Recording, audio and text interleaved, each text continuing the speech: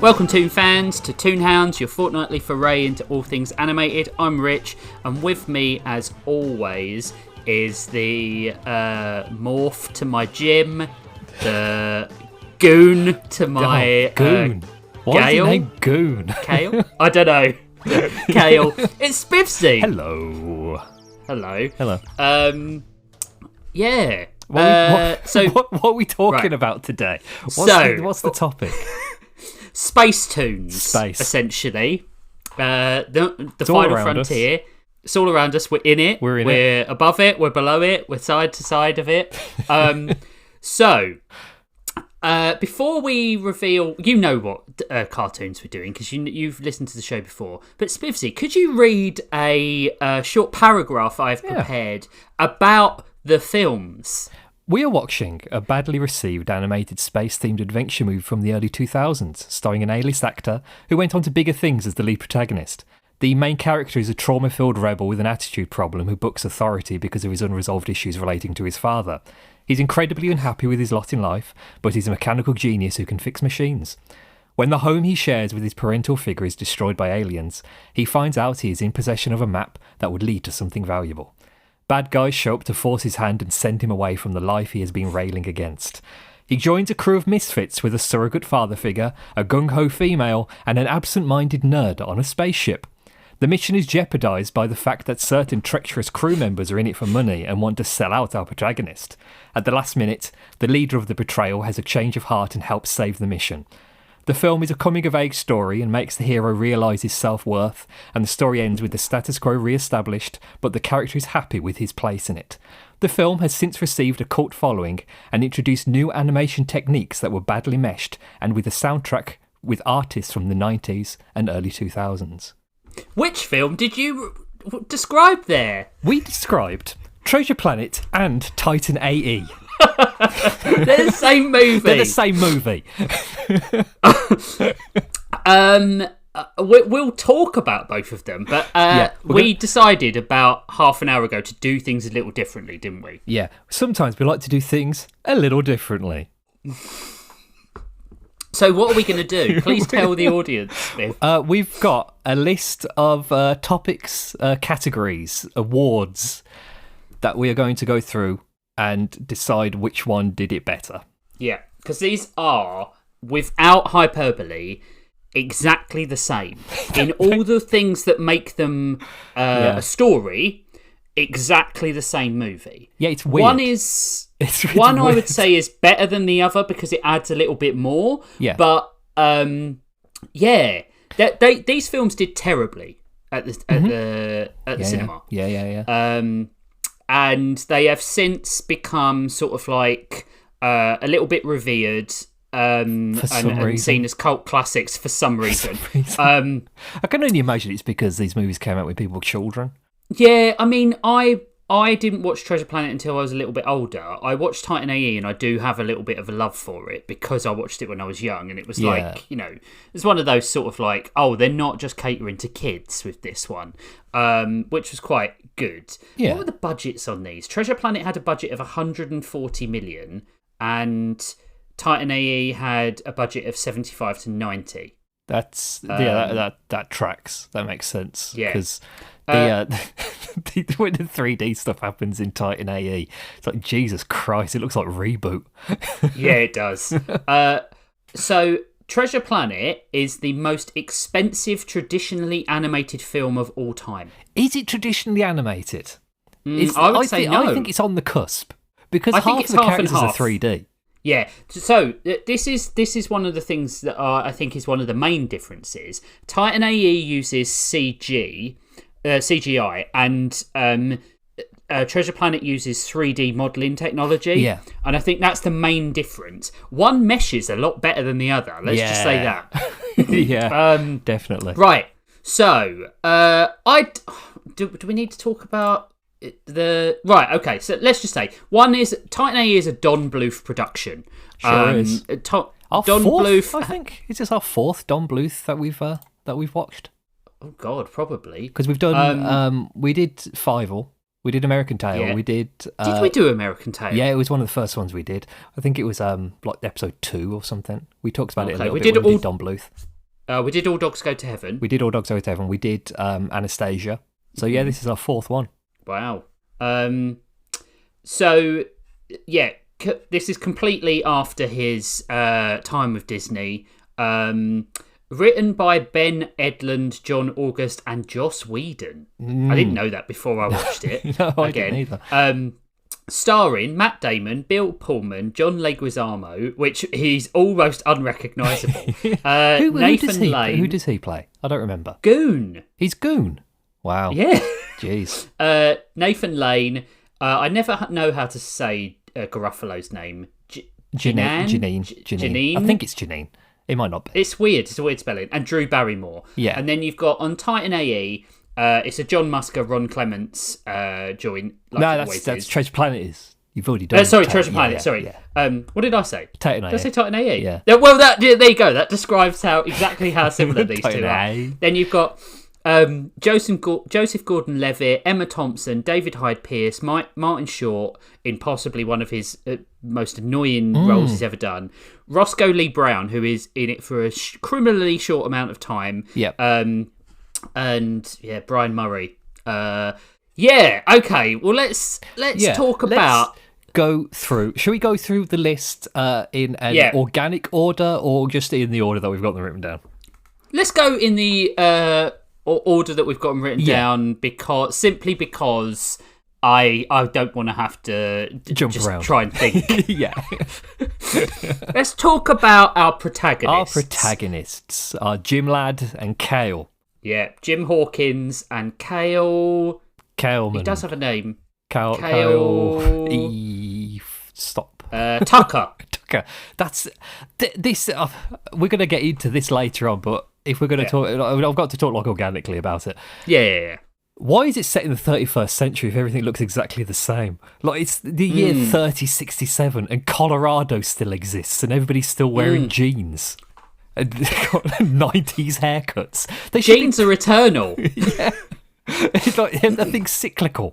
It's like a low-rise jeans came back in the 2010s. Is it like that? Yeah. Yeah. I think so. I think everything's cyclical. I do like the fact that there's aliens on Earth, obviously, and they're integrated and stuff like that. And they're sort of like it seems like science, the military, and the government have all like become one thing. Yeah. The Miligrant, that's what they call it. Yeah. But anyway, in Treasure Planet, we've got the start to J.J. Abrams' Star Trek. Mm-hmm. Yeah, it is. Yeah, that's what I was thinking as well. Well, so much so that I'm like, did J.J. Abrams watch this and just rip it off? Because it's exactly the same. It is down exactly to the police bots. Yeah, it's with rock music playing. It wasn't Beastie Boys, unfortunately. No. But it's rock music playing while the main protagonist rides in a vehicle that he shouldn't be riding in a zone he shouldn't be riding in, and getting chased by police bots, and him being reckless, causing reckless endangerment to himself and the surrounding objects. He's a juvenile delinquent. He is, but this opening thing, the call to adventure section of the hero's journey, which both of these follow to the letter. It doesn't come up again. There's no other point in this movie where him flying around on his surfboard, on his magical flying surfboard, which also is from Futurama. Another thing which comes up again and again in Titan A.E. is references to Futurama, or things that happen in Futurama, which I thought was weird. It doesn't come up again. It doesn't. He doesn't ride around on this thing. He doesn't have a moment. Does. Well, he doesn't really. It doesn't really, like, to this extent. Yeah, it's not a main part of the story. Yeah, it's not to the point where it's like, this is a skill he has and it's going to come in useful later on. Yeah, he should have been, like, the thing is, there's the thing where Titan A.E. slightly edges this for me is that Kale is shown doing mechanical things. He's a scavenger. An inventor at the very beginning as well, and he does inventing things. There are some parts of Titan A which I think go a bit beyond what he should be capable of. Like when he goes when he just figures something out and his fingers fly across the keyboard and he's suddenly figured out how to hack into whatever. Well, that's not really been established. Where did you get this from? It's not earned. Yeah.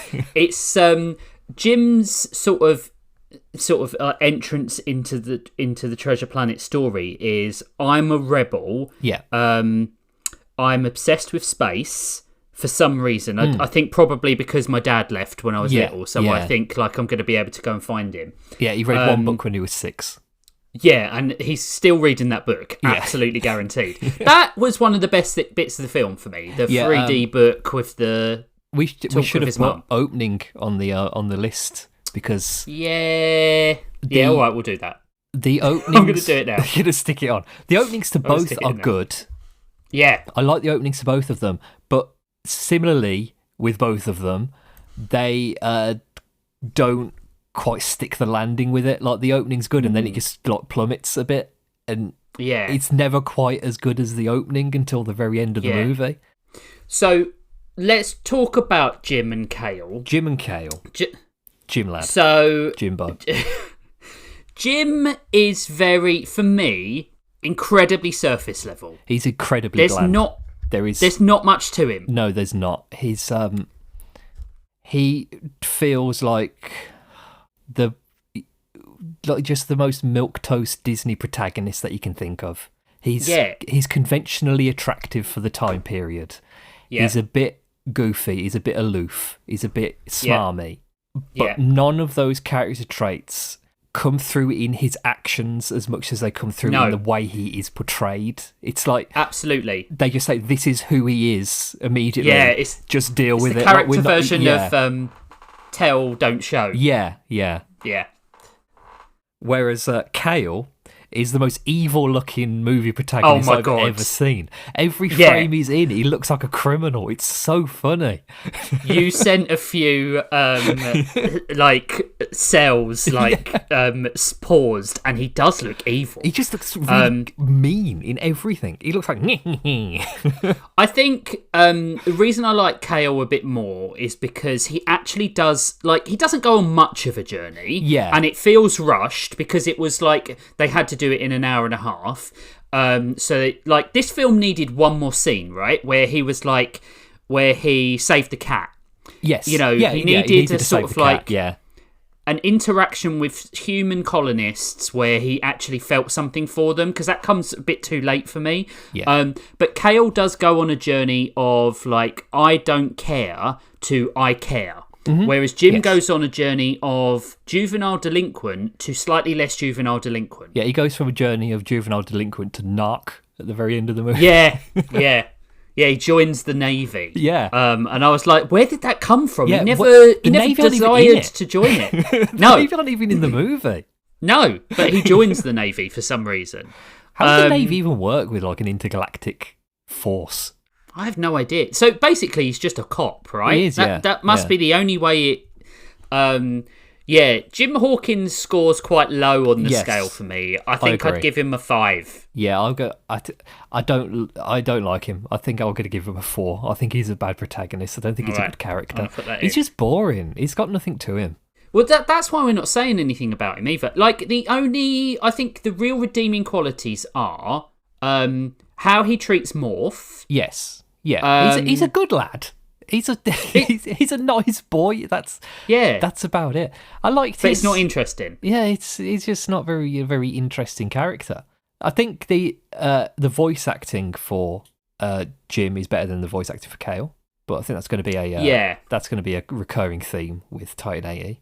Yeah, and that's about it. He also has a rat's tail. He does, so that's got to dock a few points. Took a point off. Yeah, I think I'm giving him... No, I'll keep him a 4. All right, so let's talk about Kale. Kale does go on a journey. He is a shitbag at the start of the film. Yeah. Which I quite like. Yeah, he's a joke. At the start of the film, he's an impressionable, loving child. Yeah, I think that's quite good, that we get to see the juxtaposition between him as a child and him as a young adult. Because the things that have happened to him in those 15 years, they would make him into They would turn you bitter. Yeah. I like that we don't get flashbacks or anything between those 15 years, that it is all it's all done through the film. We don't get any mentions of things that he's done in between. He doesn't... Yeah. We get his interactions with Tech. Is his name Tech? Tech. Yeah, Tech. And then he disappears from the movie entirely, which I thought which I think is a bit sad. Yeah. I think they should have taken Tech with them. Yeah. And Tech should have died. Yeah. Tech should have been Goon. Yeah, Tech should have been the reason why he decided to go good, because Tech is his like tether to like his new life. Yeah. And I think if Tech had have died, because Tech's already quite a vulnerable person. He's blind. He's old. Like I think losing that mother figure, because Tech is his mum. Mm-hmm. Yeah, basically, essentially. Yeah. Losing Tech might have been the thing that spurned him on to need a new family. Yeah. And I think that would have been it. This film needed an extra half an hour. Oh no, God, no! Extra. He needed less. But no, I think genuinely for the characters to bed in, it needed something considered. Weird because this movie didn't shy away from death. No, it does kill off a few people. Yeah, it does. Like, sometimes for like comedic effect, which is really weird. So it feels strange to me that they didn't decide to keep Tech in the movie as a the sacrificial lamb. Yeah. But I suppose it's like I said, this is hero's journey to the letter. This is ordinary world call to adventure. They have to get rid of the ordinary world. He's the Aunt Beru and Uncle Owen. Yeah, you have to get rid of them at the start of the movie so they can move on to the adventure. Yeah, but there you go. You've proved the point, right? Yeah. They get rid of them by brutally murdering them. Yeah. So in this, they just left him on a space station. They pat him on the head. Yeah. And I can only assume because they couldn't decide. And I think it's even crueler in a way that they leave him behind because he clearly relies on Kale. Yeah, because he's gone blind at some point during the 15 years. Because he's gone blind. And I like that you don't know why either. Yeah.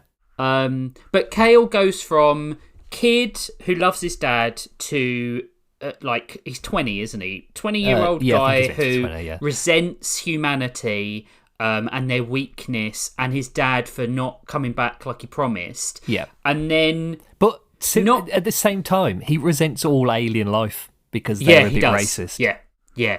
He's he's a lot more complicated than Jim. Yeah. But also, he doesn't change his mind. Right, this is the weakness of his character. Yeah. If he had have changed because of I can't remember her name. Akima? Alima?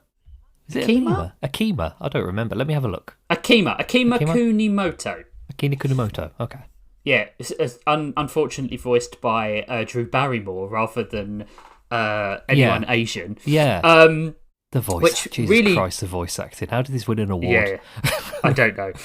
It's very badly sound mixed. Let's just say that. God, it is. But he doesn't do it because he doesn't change his mind because he falls in love. He doesn't change his mind because he gets betrayed. He just almost happens organically, and I think that's really bad. Yeah. There's no reason for him to change his mind about humanity.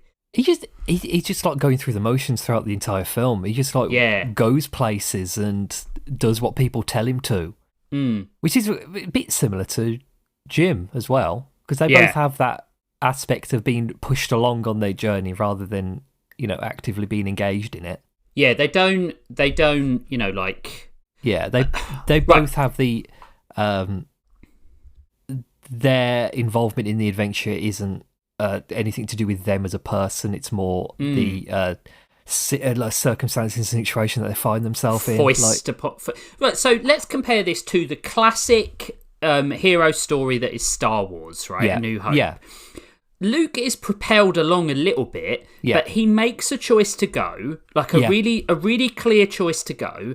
And when Obi-Wan dies, the first thing he does is go and join the rebellion and decide to be an X-Wing pilot, which is anti what Han wants him to do. Han wants him to come and be a smuggler with him, but he is compelled to be a good person. Yeah. These two people aren't compelled by anything other than the plot. Mm-hmm.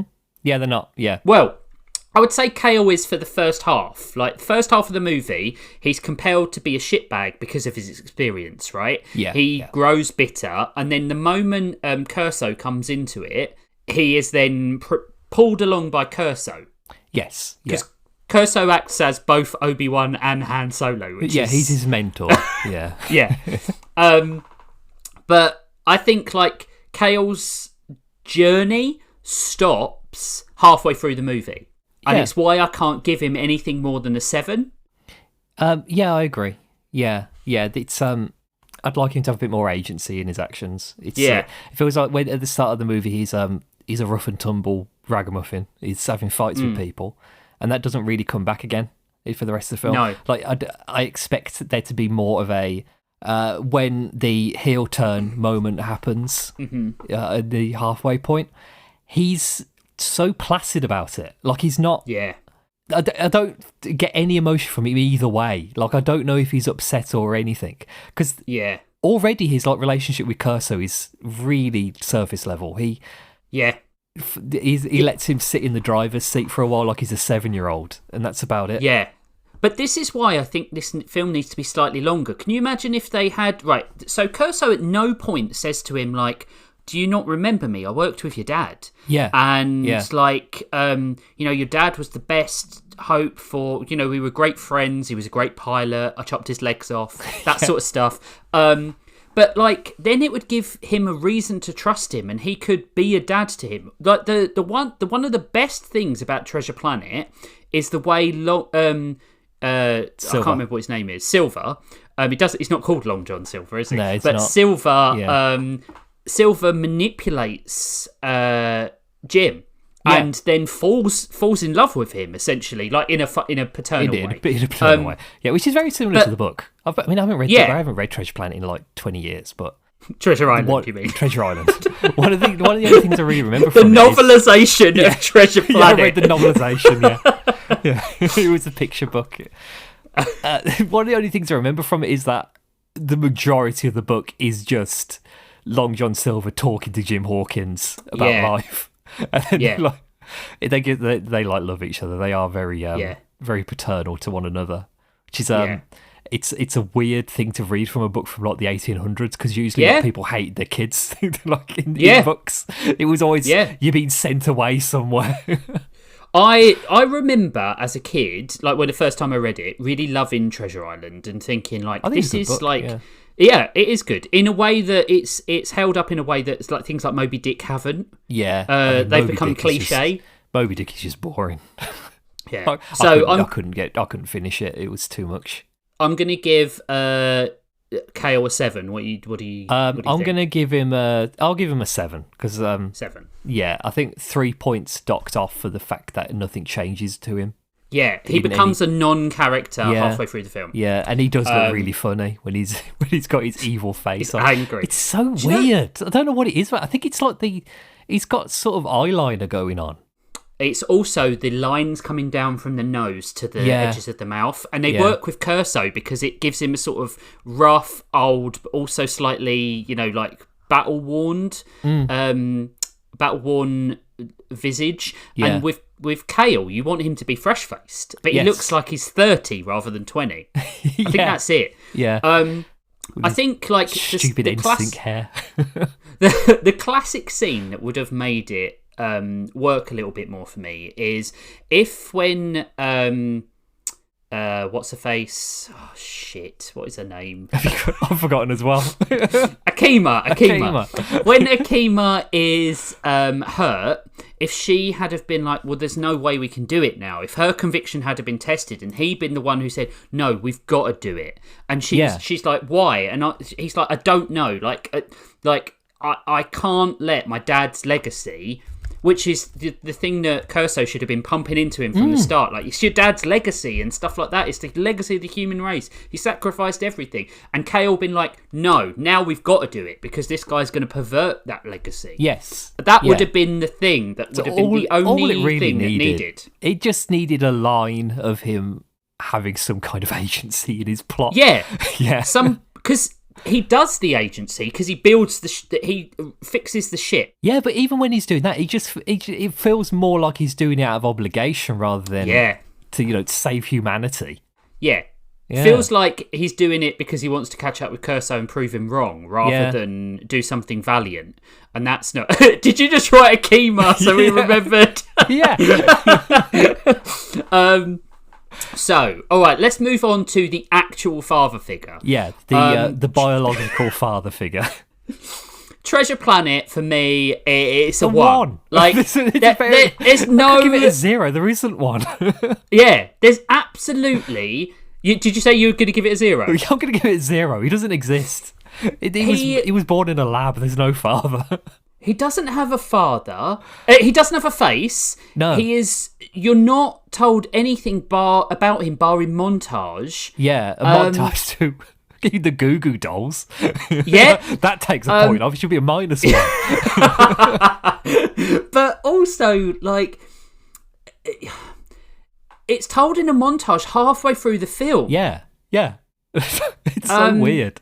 It felt like it was a deleted scene that they had to stick somewhere.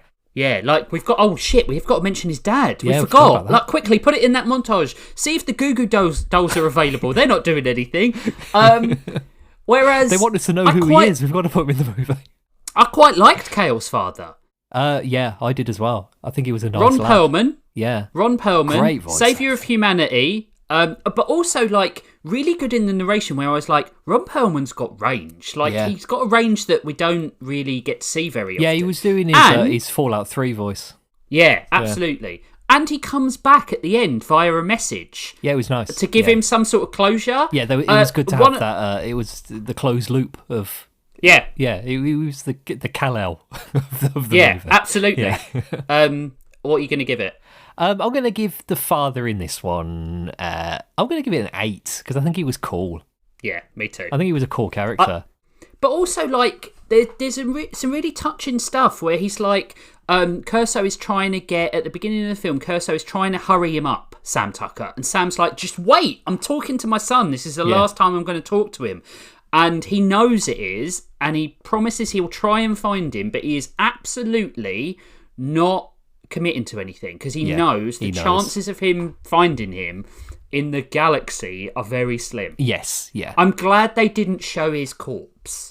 Yeah, I am as well. They could have done that, like a skeleton up against the comms panel or whatever. Yeah, like he was just about to push the button because they'd found the ice field, but no, he put all the energy into getting to the place where the terraforming engine could work. Yeah.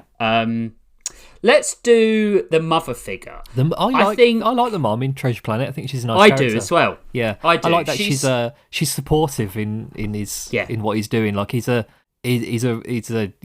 bad kid, but she isn't overly aggressive or punishing him or anything like that. It's more like, oh, for God's sake, Jim. Yeah, she's more disappointed. Yeah. She's not angry. She's not like your father would be really ashamed of you. So you could have the, well, my father isn't here, is he? Kind of moment. Yeah, I think she knows that he's capable of things, but he just needs like a better outlet for the actions. I think that's why she lets him go on the treasure hunting mission. It's because he needs that. He needs something to put his energy into. Yeah. The structure and the only thing I don't like about her is I'm just waiting for my little boy to come back in the room with a alien he's adopted, that sort of thing. I want my child in a block of ice. Yeah. I think that is a bit of a weakness, and that is a bit of a 90s parenting style. Like, I've got to keep my child exactly the same, and I won't let them grow, and they're always going to be my kid. Because I had that for a really long time with my parents, where like I'm 41 years old, and my dad still will, when he comes to visit me, give me money, and I'm like, Dad, we have more money than you. You don't need to do this anymore. And like Rachel's parents do it to her as well. They treat her like a kid, and it really frustrates me. Like, she's not capable of making her own decisions, and it's like, dude, she is far more capable than either of you two. So let's just stop infantilizing, please. Yeah, my father-in-law said something that I won't repeat on the podcast, and it was like really sort of like, because they're both in the same profession, like or they were, my Rachel and her dad, and he said something about her LinkedIn profile and how like it was sort of implying it was sort of phony, and she was like, I manage like 4 times the amount of people you ever did. Like we're at an organisation where there's like 3,000 employees. Like, get off my back. And he was like really surprised because he just made an assumption because she was his daughter. Yeah, that she couldn't possibly do that job, and she was like, I fucking blown you away. She didn't say that, but essentially that's what like the argument could have gone down to. And I was just like, good. Like, fucking put him in his place. It's really ridiculous. Like I think there's a point in every person's life where, like, that moment where you realise that you know more than your parents, that you're smarter than your dad. Yeah, it's very like, it's very eye opening. Like, oh shit. Yeah, and as a parent, you can either be like, oh, I'm really proud of you because you know that, or you can be like, no, you're not. I'm the best. Yeah. And unfortunately, some of our parents, and Jim Hawkins' mum is a perfect example of this, thinks they know more. I think and that's the thing I'd mark by her the down end on. of the movie, I think she turns around a bit. Yes, but only because he becomes a police officer. Yeah, basically, yeah. Because he becomes a fucking fascist. Yeah, she should have ended up with the doctor, by the way. They set it up. Yeah, they do, yeah. They set it up, and then they never do anything about it. Yeah, that was weird. Yeah, and forcing that that love element with the captain. Yeah, that didn't make any sense at all. Didn't make any sense. No. I'd give Mrs. Hawkins an 8. I agree. I'll give her an 8. Only marked down because of the whole keep your kid in a block of ice. Yeah. Tech from Titan A.E. There's not much to him. Yeah, he is his mother figure. Well, he is. The biological mother figure is a 0 because they literally do not exist in any way and presumably blew up when the Earth was destroyed. So they couldn't get to her in time. No. I think Tech is his mother. His surviving parent. Is parental more figure than mother. I really like Tech's design. I think he looks great. He's very Don Bluth. Mole. I like the mole look. Yeah, I like, but mole with like an owl's beak. Yeah, which I really like, with a dick on his face. But I liked that they let him get old and decrepit and blind, and like they wanted to prove that like Kale had to go because there was nothing here for him anymore. Like Tech wasn't like long for the world, you know. It was nice sort of world building to imply that the Tech's race ages at a different rate to humans. Yeah, because it's only been 15 years, but he looks like he's aged about 60. Yeah, I expected him to be played by, the guy who goes to visit Doug in Total Recall and tell him that he's in the illusion. Do you know who I mean? The little guy. I think so. Right, I think I know who you mean. If you show me a picture, I'll know. This guy. Oh yeah. Yeah. Guy, the Nazi from what's it called? Say. I don't know. It's Roy Brocksmith is his name. Yeah, I think I know him. But that's who I envisioned him being played by. He, the guy who plays the stratagema with Data on Star Trek with the other things. Yeah, him. Yeah. Shit, yeah. But he's the guy. Yeah. I can see him as Tech. Like if there was a live action Titan A. Yeah, he would be Tech. I don't think, regardless of the design, regardless of the, being so loyal to Sam Tucker that you take the guy away, Kale away and raise him, I don't think I can give him more than a 5. No, I think... Because he's not in the story long enough. Yeah, I'm going to give him a 4. I'm going to give him a 4 because he doesn't do anything. He's there as the connective tissue between his old life and his new life. They argue a bit, and then Kale just completely abandons him. So it doesn't really give the impression that they had much of a loving relationship in those 15 years. Yeah. I agree. Let's move on to Substitute Father.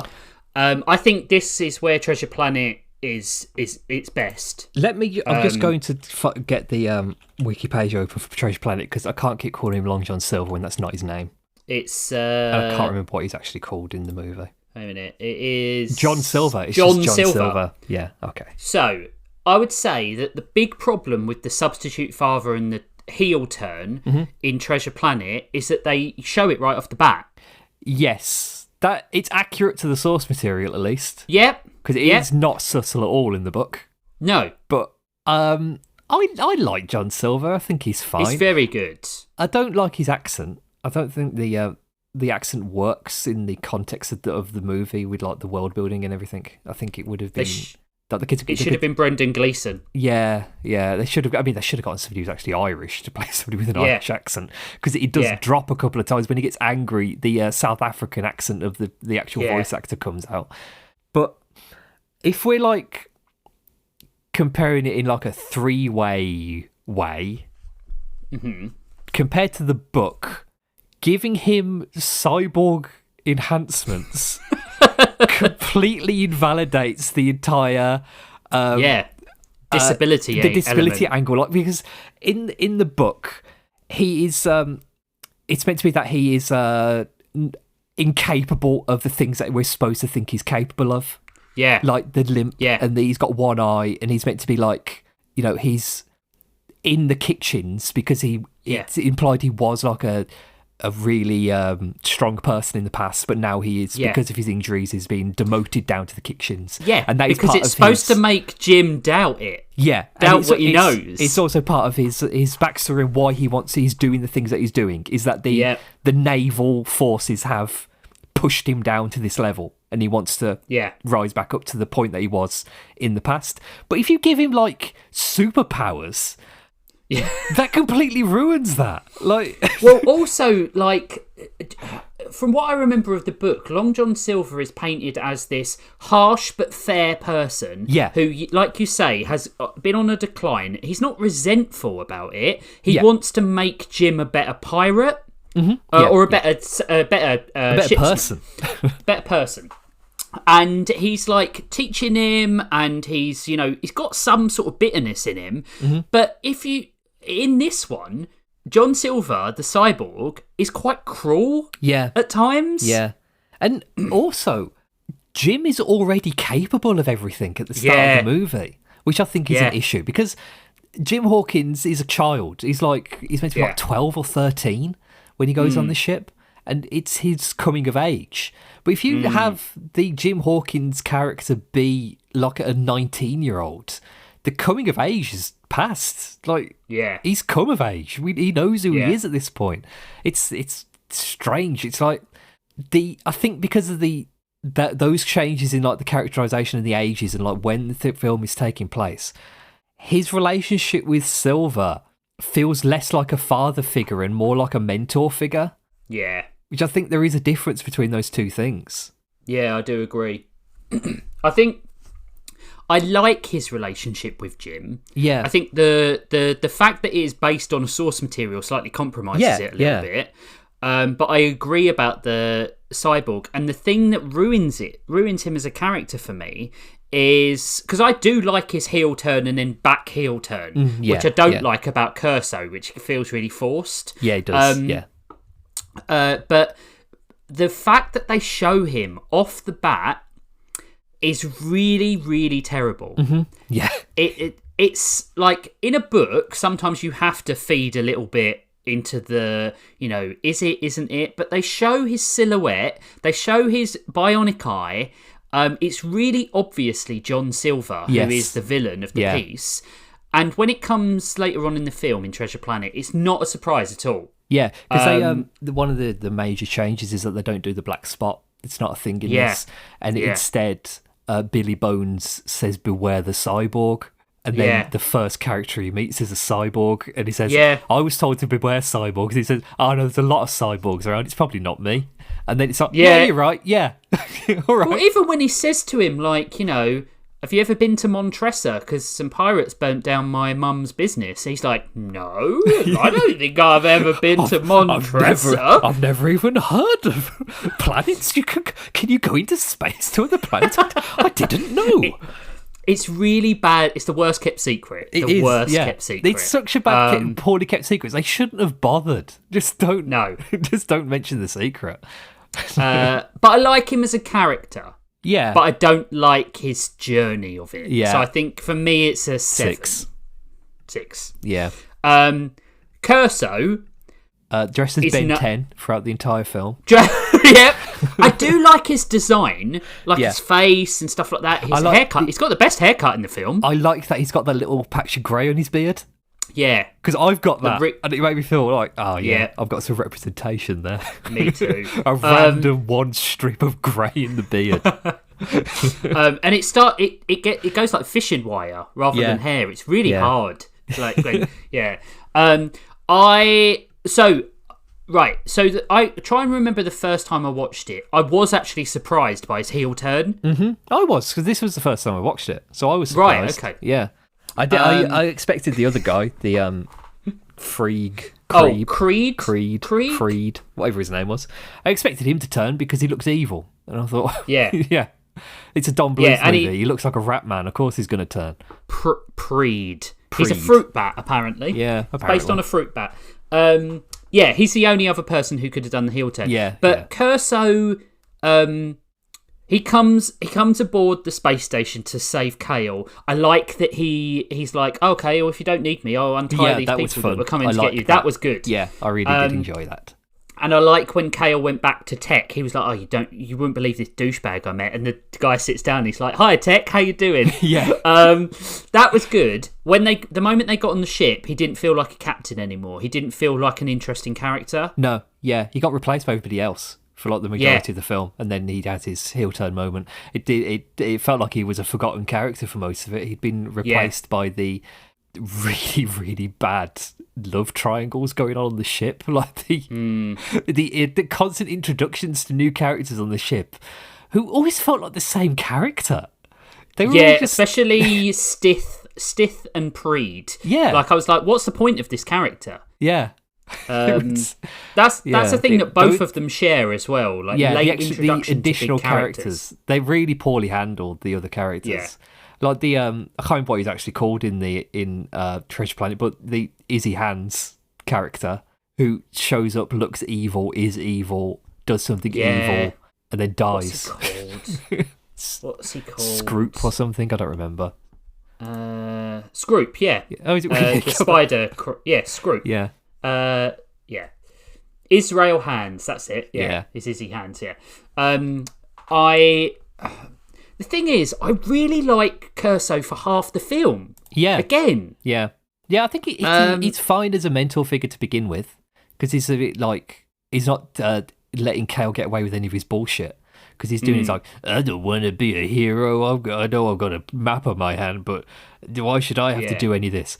Refusal of the call, that's the third step. And then he meets the mentor, and it's like, no, Kale.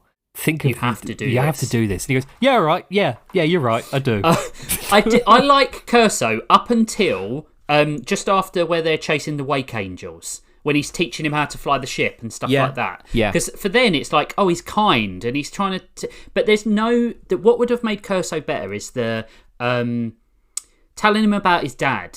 Have that conversation where you're talking about his dad and like... And how you got lost. I think we should have had a bit more of a hint to the fact that he was going to heel turn at some point during the film. Like have him turn off a comms unit quickly when somebody enters the room.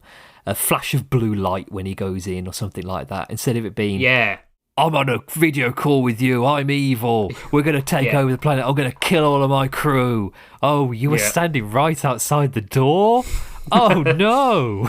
Do you know what would have foreshadowed it as well? When he was talking about his dad and his mission, he could have talked about like how, you know, like he tried to save him. Curso was with him on that mission, and they obviously got separated at some point, right? Yeah. And Curso's ship, he could have been like, you know, he was the last best hope for humanity, and we've got to get him back. Like, I lost so many men trying to save him, and like almost like there's a bit of resentment of the fact that, you know, most of the military got killed because they were trying to do support Sam Tucker's mission.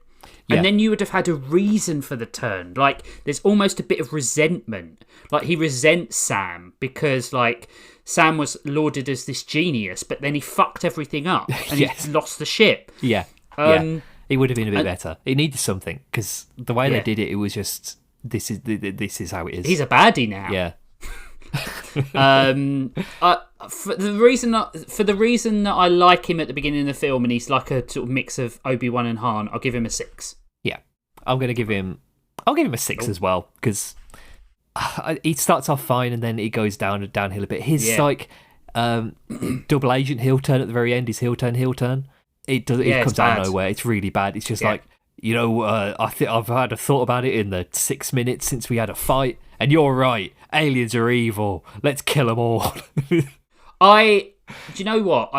It would have been more organic if he had been like, you know what? I don't want to help either of you, but these people have betrayed me, so I'm gonna betray them now. Yeah, because I think he shouldn't have turned good. He should have turned morally grey at the very end. Yeah.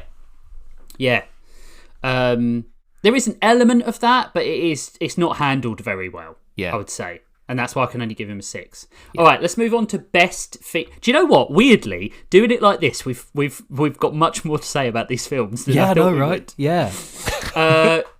Best female lead, which is the captain. Yeah. Amelia.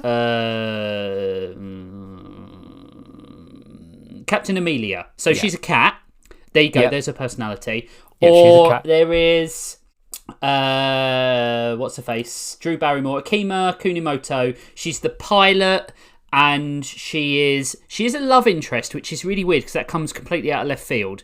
Yeah, but there is this element to her that I like, in that she is what humanity is dealing with. Like they're because wanderers. Kale did begin the movie in a place of not prejudice, the opposite of prejudice.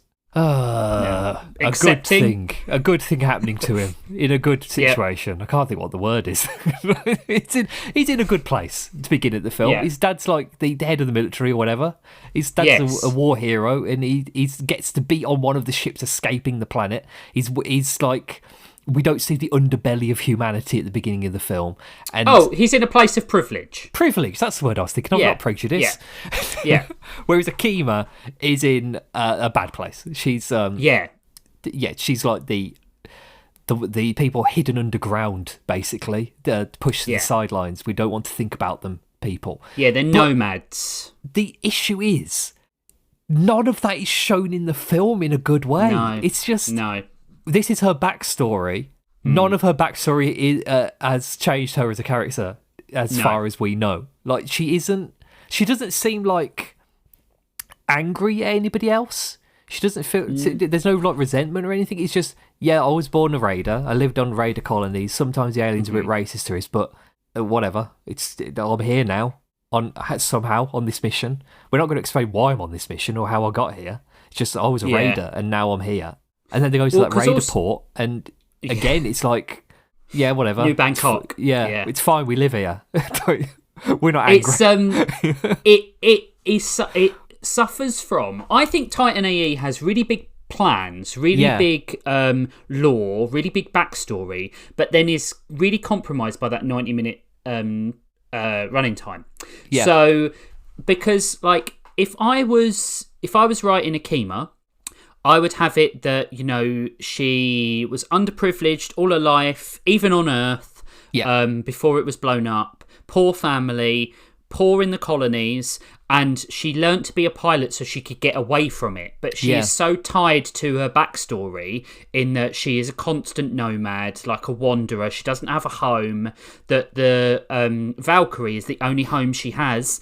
And then I would have her feel so intently betrayed by Curso that she has to do this. Yes. She has to do follow Kale along his mission. And you know what? Like, I don't even mind the love interest bit. It comes a bit out of left field, but like, I don't mind it. But like, the biggest motivation is that she needs to do this for herself. Yeah.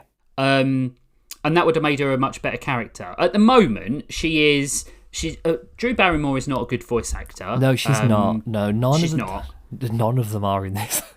I'd say Bill Pullman is pretty good. Yeah, I think he's because he's the done best voice of a bad acting before bunch, at that point, hadn't he? I was so surprised that Matt Damon had done voice acting like prior to this, because Christ is bad.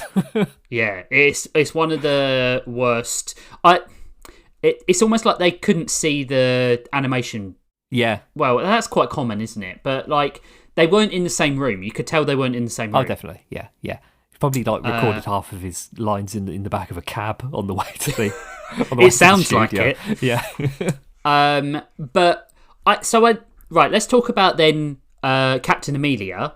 A better character in the fact that she's got a bit of agency. She's cool. She's very cool. Yes. She does a lot of flips. She's half of her personality is being voiced by Emma Thompson.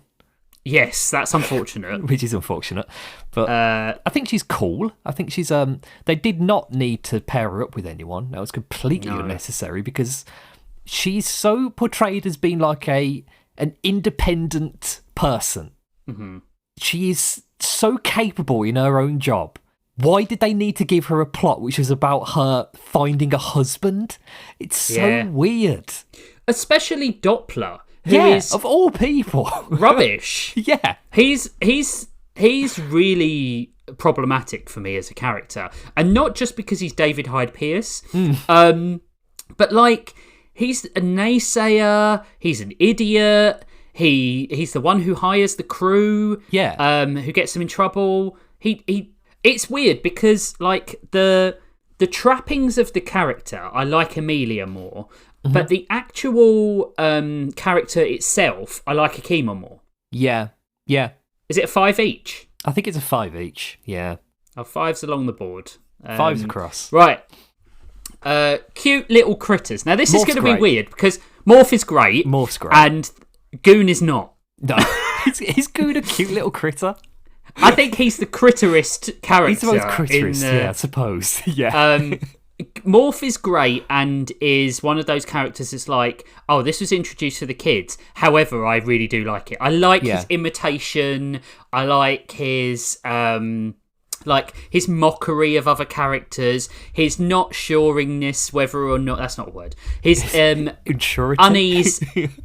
unease in knowing whether to follow John Silver or Jim Hawkins. Yeah, I like that he has a thing to overcome himself. But he still loves John Silver.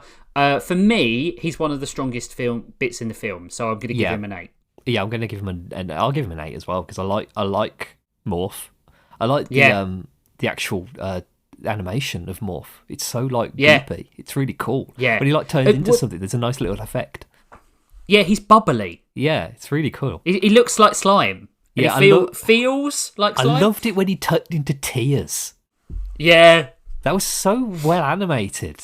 Yeah. I loved, there was a bit at the end where he scooched up to John Silver's cheek and he went flat on one side. And I was like, he feels like he's got texture to him. Yeah. And I liked when he turned into Scroop and he did that voice. Yeah. That was fun. And then Jim was like, no, he's more insane and he did. Yeah. That was really fun. Like, all the best funny bits are they're supposed to be from Ben, but they're not. They're from they're from Morph. Ben. Ben is awful. It's awful. Goon, by comparison, is a mixture of the Ben and Morph characters because he's supposed to be like a cute little turtle man. Yeah, but he's not. He's a creepy little turtle man. He's like a sex offender little turtle man. Yeah, I don't know why he came back. Yeah, he's pretty bad. It was a very Don Bluth written character, I felt. Yeah. He was like an all dogs go to heaven. Yeah. Titan A.E. needed a little robot or something like that. Yeah, he needed something. Yeah. Yeah. Or just like a critter. Just a little alien. Yeah. He needed like an alien that Kale. I genuinely thought the restaurateur from the was going to go along with station was going to go with them, and then he gets demolished. He gets annihilated. Yeah, he gets obliterated by the dredge. Yeah. There should have been something because Kale hates aliens he hates everyone, to be fair, but he hates aliens apart from Tech. He even doesn't really think much of the chef. And then he goes on this crew and there's aliens everywhere and he's absolutely fine with it. Yeah, he never if there had it. have been... So it was frightened. He didn't want to be racist to people. It's like, I don't want people to know I'm prejudiced. But if there had have been a little critter on the crew, like Morph, it would have made it so that he accepted them a little bit better. Yeah. I think it would have worked a bit better. Goon I can't believe he's named Goon. I know. Goon as a Ben character. So it's weird dichotomy, right? He's not cute, but he's better than Ben. Yeah, he has a hero moment at the end. Yeah. He has probably the most heroic moment in the entire film. Yeah. Yeah, he has the Han Solo coming back, let's blow this thing and go home thing. It is undercut a bit by the fact he does come back. He should have died in that Yeah, hallway. it should have died. Yeah.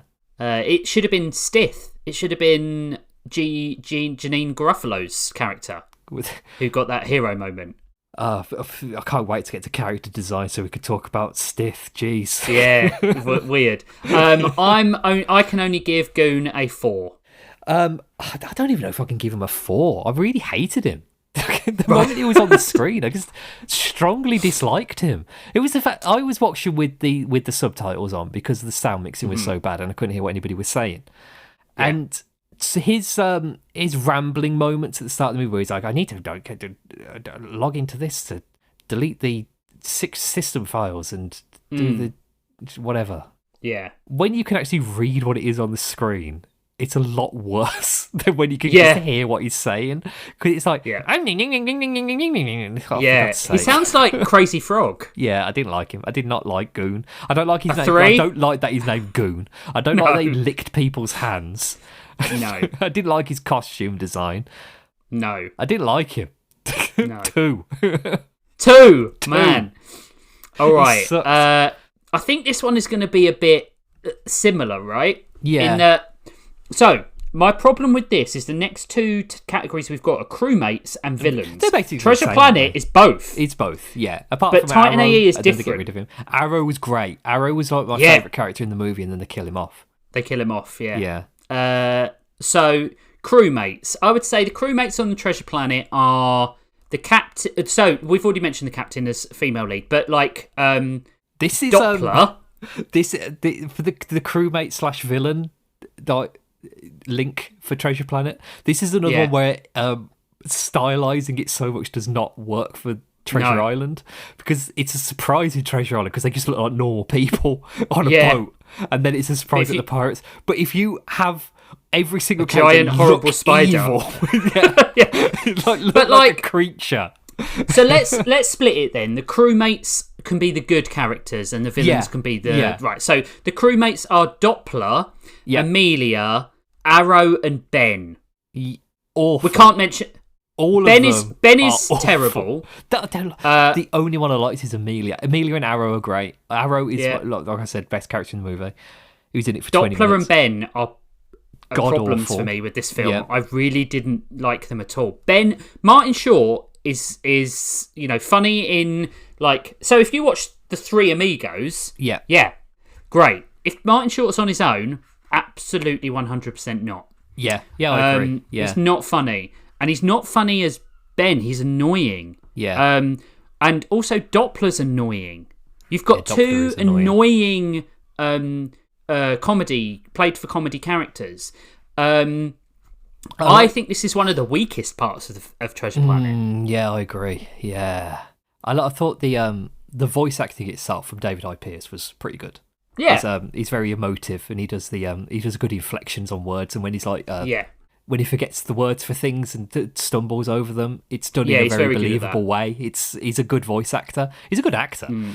Yeah, but as a character, he's so fucking really annoying. He's just a bad character.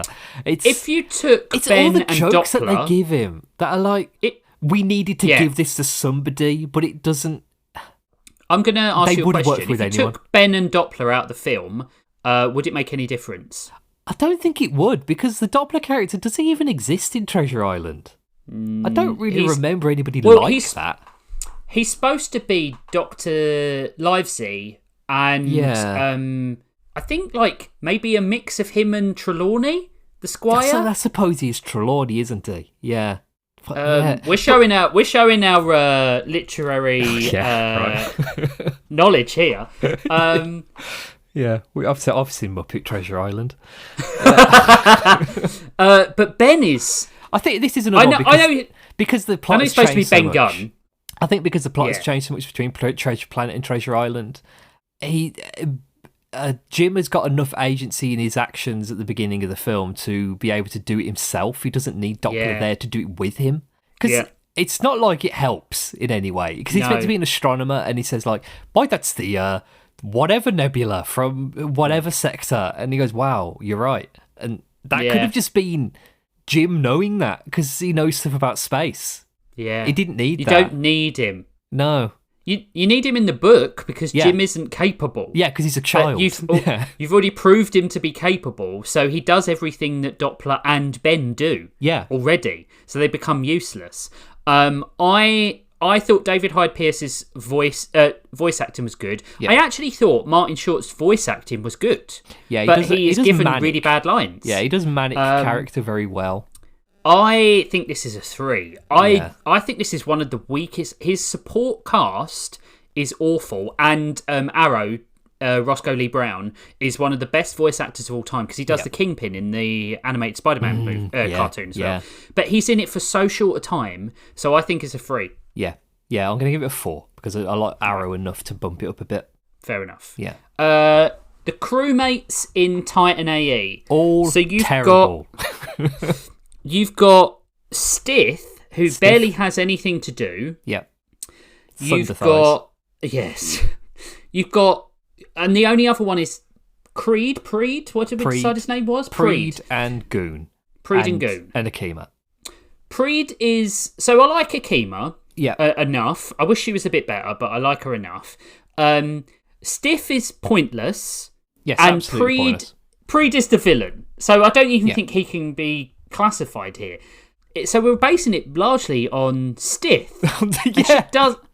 She doesn't really do anything. If she had the cute little critter crew member, it would make a bit more sense. Her best moment is, and this is my favourite scene in the entire film on Titan A.E., is when they're trying to sneak past those guards and the guard immediately clocks them. That's really funny. I love that scene. And then she just kicks him, just knocks him out, and they just go through. That is a good scene. That's the only thing she does the entire film. Do you know what she should have been? She should have been the Kale's epitome of proving him wrong about aliens. Yeah, she should have been a femme fatale. I think I was thinking this when I was watching it. Stith should have been a biologist, and she should have had a load of little critters on the ship with her, and it should have been a thing about her, like, because she's like a freaky looking alien woman. There should have been a thinking about her being a freaky looking alien woman instead of it being like, that's just, how it is. That's just what she looks like. It's not mentioned at all. It's weird. Like, she's so outside of the character design of every other character. It should have been a plot point in some way. She's like a kangaroo, but it's got crab legs. Yeah, she's like a crab leg kangaroo bird. Yeah. So, and the thing is, I was thinking this while I was watching it as well. I would have had her look outwardly almost human, and then have like some sort of long dress or something where she walked on tentacles. Yeah, to reveal that she's an alien. Yeah. And then you would have had like Kale be like, Kale almost hit on her. Yeah, exactly. And then you would have set up something where like he likes her, but he doesn't know what to do with her. Yeah. He doesn't know what to do with it, right? Yeah. It's weird because at the start, when we're first introduced to the crew, they kind of tease something between her and Preed, which is weird because it's like, oh, they're the two freaky aliens. Of course, they're going to end up together. Yeah. Well, I'm glad that it doesn't happen because it turns out Preed is a bad guy. But I feel like if there hadn't been that double heel turn with Preed, done entirely because of his how he looks, like, I really think that they got the character designs back and they looked at them and said, well, he's got to be evil. Look at him. Yeah. Because it's not built up in any way whatsoever. No. It's another 3 for me. Yeah. Because there aren't really any crewmates, which is weird for a movie about a crew on of a spaceship. They needed to have another... that critter character. Yeah. And then split the critterness off from Goon and make Goon a weird, like, wacky scientist. Yeah. All right, we'll do the last category before our break. Yep. We'll do villain. This is slightly odd because although you have the villains are the crew. Yeah. They don't have a big bad apart from the adventure. I would say that the big bad as a character is probably Scroop, because he's the only one who actively murders another character. Yeah, and then he doesn't do enough. He's gone very early. Yeah. I really like his design, but it lends itself to, you're the villain-coded character. Yeah. All of the characters in that are, all the pirates in that are like that. Apart from the fart snail, which least said about that, the better. Yeah. Whereas I think Titan A.E. has the dual element of the internal villain in Preed and the Dredge. Curso, and the Dredge. And the Dredge are really cool as like a concept. They're like a purely energy-based race, which is already pretty neat. It reminded me of Farscape. Yeah, absolutely. And it reminded me, it lends itself to the third act payoff. Yes. In that they need energy to power the terraforming ship. And I like the fact that they absorb things as well. Yeah. And then, they're almost like their ships are made of the same thing as them. It reminds me of Battlestar Galactica. Yeah, it's cool. It was cool. This was like the ships best. Are organic. I think this was the best world building in it with the Drake. Yeah. And I like the fact that the reason they want... This was really cool to me, and the fact that they didn't explain it made it cooler. The fact that they want to eradicate humans because of their potential and what they see in them. But you never find out what they're going to do. Yeah. They just have taken an irrational distrust and hatred of humanity and have decided to exterminate them. Yeah, it's because, cool. It's an interesting thing for them to want to do. It's an interesting... Yeah, I can't remember motivation. Why can't I remember like really basic words today? I will translate for you. For me, the Dredge are one of the best things about Titan A.E. I love the design. I love the concept of them. I love that their ship is like hard like holograms, and you can fall through the floors and get caught in them. Really neat. I like that their ship looks like the main one's head. Yeah. It's like a Brainiac thing floating through space. For me, I won't want to give it a 9, probably an 8. 7. And then I think it's a 3 again for the... There's only Scroop. I'm going to give him a 5 for the designs. All right. I like the character designs. All right. Yeah. I'll give it a 4. Yeah, you make a good point there. And when you factor Long John Silver is... He's not the villain. But he is sort of the villain. Yeah. It's dicey. He's morally grey. We'll put it that way. Yeah. I'm not going to reveal the scores to the audience so far. We're going to wait for the end. We'll probably have to speed up a little bit. But this always happens when we have like a list of some sort. We end up talking like the first 8 things for 2.5 hours. But we genuinely, before we started this, thought we'd have nothing to talk about because they were so similar. So I'm glad we're stretching out. It might be a bit of a longer one, but I'm happy with that. We haven't done a long one for a while. Right, okay, we're going to take a break. Spiff is going to do their best to find an interesting advert for the middle of this. Yeah. Oh, that was a Treasure Planet PC game, because I had the demo, so there's probably an advert for that somewhere. And we'll be back after this. Some try to surf. Others know how to surf.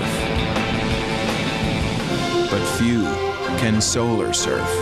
From the movie screen to your PlayStation 2, now you can blast pirates and set sail on an intergalactic treasure hunt in Disney's Treasure Planet, rated E for everyone. Welcome back, everyone. We're talking 2 films that are very similar, Titan A.E. and Treasure Planet, so we're going to get straight back into it. Our next subject is openings. Both the best part of both films. Yeah, absolutely 100%. I really love the Treasure Planet 3D book. Yeah. And I like the scene between him and his mum. Yes. I think it's really great, really touching. I like she tries to save him jumping off the bed, and he lands and he gets in the thing, and she blows a raspberry on his belly and stuff like that. It's all that sort of like schmaltzy Disney parenty stuff that I really like. It's a schmaltzy Disney parenting stuff to the point I was concerned that she was going to die at some point. Mufasa'd in the burning of the Benbow. I do like the Titan A.E. opening more. Because I think it's got a little bit more background to it. So, like, it's a bit sturdier. It's very It really shows the differences between Disney and Don Bluth productions, where Don Bluth is a bit darker in his character motivations and build-ups. Well, also, like, the if you're entire thinking planet about, is destroyed in the Titan A.E. opening. It is very dark, and that would never happen in a Disney movie. Well, also, like, some of the evacuation ships are targeted by the dredge, so you see innocent people, like, just being blown up. Like, he's separated from his dad. Like, Ron Perlman is great in this. Probably like the best voice acting in the whole production. Very likely. But I would also say that, like, this sets up who the character is far better than Treasure Planet sets up Jim. So Jim comes from, like, it sort of negates the trauma. So Jim is, like, really settled with his mum, and his mum is loving, and his mum is she doesn't feel like she's, like, been compromised because she got, like, separated from her partner at the time. Like, she's a perfectly fully formed person, and they live in a lovely house. Yeah, and she's got a great business that I assume makes a hell of a lot of money. Yeah, considering and, like, it's packed constantly, full of weird little frogmen. The thing is that, and dogs that eat out of bowls. Yeah. The thing is that it's like Jim is bored, and I don't think that's enough of a motivation as an opening to make me like the character. Yeah, whereas I think, I like him as a child, and then he shows up as a reprobate, and I'm like, oh, you've got worse. Yeah, and it's one of those we need to make him cool things. It's very like Jim Kirk. Yeah, it's the most 2002 movie that's ever been made. It's Treasure Planet. It's so, like, cool rebellion. It's like they even gave him a skateboard, for God's sake. Like, it's genuinely surprised he doesn't have a catchphrase. Like, he's not jumping around things and saying cowabunga. But the Kale thing, where he's like, "I'll see you soon. I promise." Well, he doesn't say that. He says, "I'll try and find you. I promise." Yeah. And then he's like, "Okay." And Tech picks him up and he goes, "I'm not okay. I'm not okay. It's not okay." That was a good opening. And looking back at the planet, and Tech saying, like, "Come on, Sam, come on, you've got to get off the planet." Like, Tech is invested in the future of humanity. I really like that. And the effect when Earth is being destroyed, it's not just like a big explosion. You see, like, waves of energy going across the planet. The rotation of the Earth speeds up as, like, continents go dark, and then it all glows red and then explodes. It goes on for, like, a good 30 seconds. Yeah, and it's so good. Cool. It's like, there are parts in this film where the CGI does not work. Believe me. Yeah. I've not got the rose tinted glasses on, but this does work. The opening is great in Titan A.E. Like, a 9 in my eyes, if I'm honest. Yeah, 9. I'm gonna give it a 9. Treasure Planet, I think, is a 7, mainly only because I don't think it sets up the character well, but I do love it. I'm gonna give it an 8. I lied. I'm going to give it a 7. I'll give it a 7. I like there's sort of two openings to Treasure Planet. Right, there's 7. The little boy opening, and then the teenager opening. And don't say little boy opening. The little boy. I'm going to say it again. The little boy opening. When he's a little kid, it's better because it's opening the actual, like, setting and theme of the film more than the character. Like, the Titan A.E. opening is more of a character opening. The Treasure Planet opening is more of, like, here's what's going on opening. Like, we need to explain this really quickly to the children. So I agree. You're right. I just like the animation to it. It's fun, and I like the when he's flying around and he's on his little surfboard. It's pretty cool. And when he does, like, the woo-hoo, and he runs through that little, like, opening in the gears for some reason. Yeah. When he nearly kills himself. It's like, but if they kind of had him as like. I can see what they're doing. It should have been more reckless throughout the film if they're going to do an opening like that. Yeah. You can't have him like that and then make him bland. Yeah, it's cool in retrospect. Like, yeah. If you didn't watch the rest of the film, it's cooler than if you do watch the rest of the film. So, I would compare this to JJ's Star Trek, right? Because the reason they do that recklessness with Kirk and the trauma relating to not having a dad makes him a reckless captain, or a captain, not a reckless captain, but a captain that is more open to chaos. Yeah. Jim Hawkins is not more open to chaos. No, he's not. No. Because of the opening. The moments where he could have been more open to chaos, like being told that he's going to be working down in the brig. He just accepts it and doesn't do anything else. Like, it should have been a rebellion. He should have been more like getting in the captain's face with stuff and being punished and eventually end up down in the brig, rather than it being, this is where you're beginning. Kale's trauma around his dad and the loss of his planet makes him do things in certain ways. Yeah. And I think about the main character from How to Train Your Dragon, the fact that he's an outcast and he doesn't want to fight dragons makes him the person he is. Yeah. And makes him do things for the benefit of the story.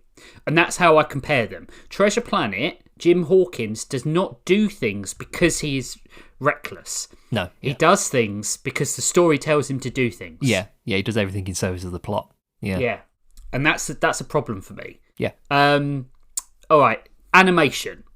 Because we're going to do the 3D element integration a bit later on, I'm going to say it completely on the 2D animation for Treasure Planet. Yes, yeah, I think that's the best thing to do. Really good. I think it's really good. Yeah, it's smooth, it's fluid. It's not done in like the fluidity that we occasionally get in Disney movies, where everybody's like wobbly and like falling over and in a goofy movie sort of way.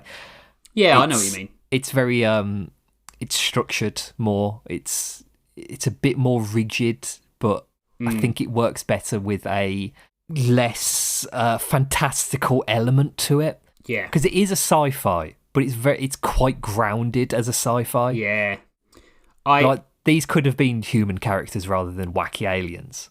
Yeah, absolutely. I do feel there's a weight to the animation. Yeah. Like when John Silver is walking, I feel like he's almost like, I can imagine the RoboCop noise as he's walking, you know? Yeah. And that...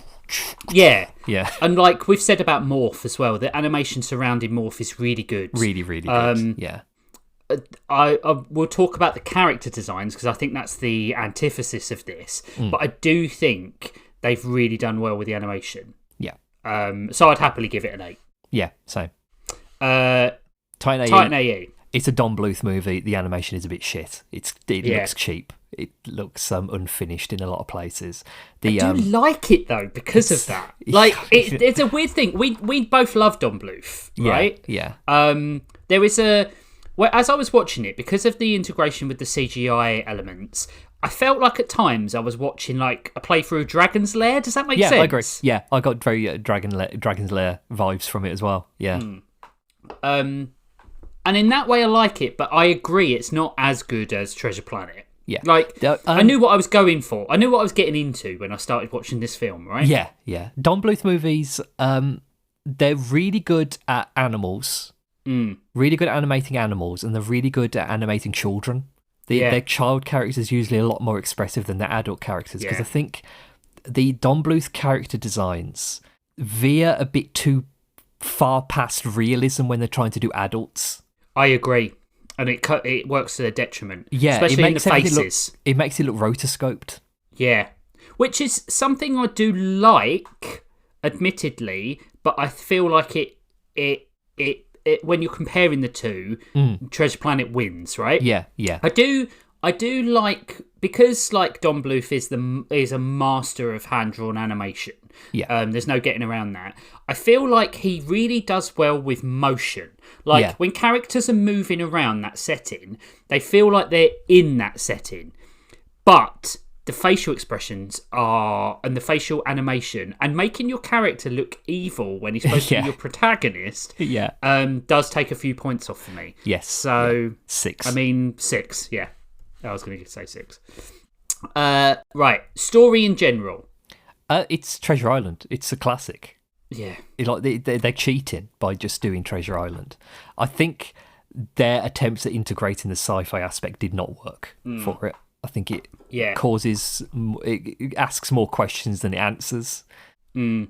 I agree, and I think Treasure Planet is a classic, but I will say that there's not much to it when you think about it, right? No, it's Hero's Journey. It's Hero's Journey, but I think I prefer Titan A.E.'s story.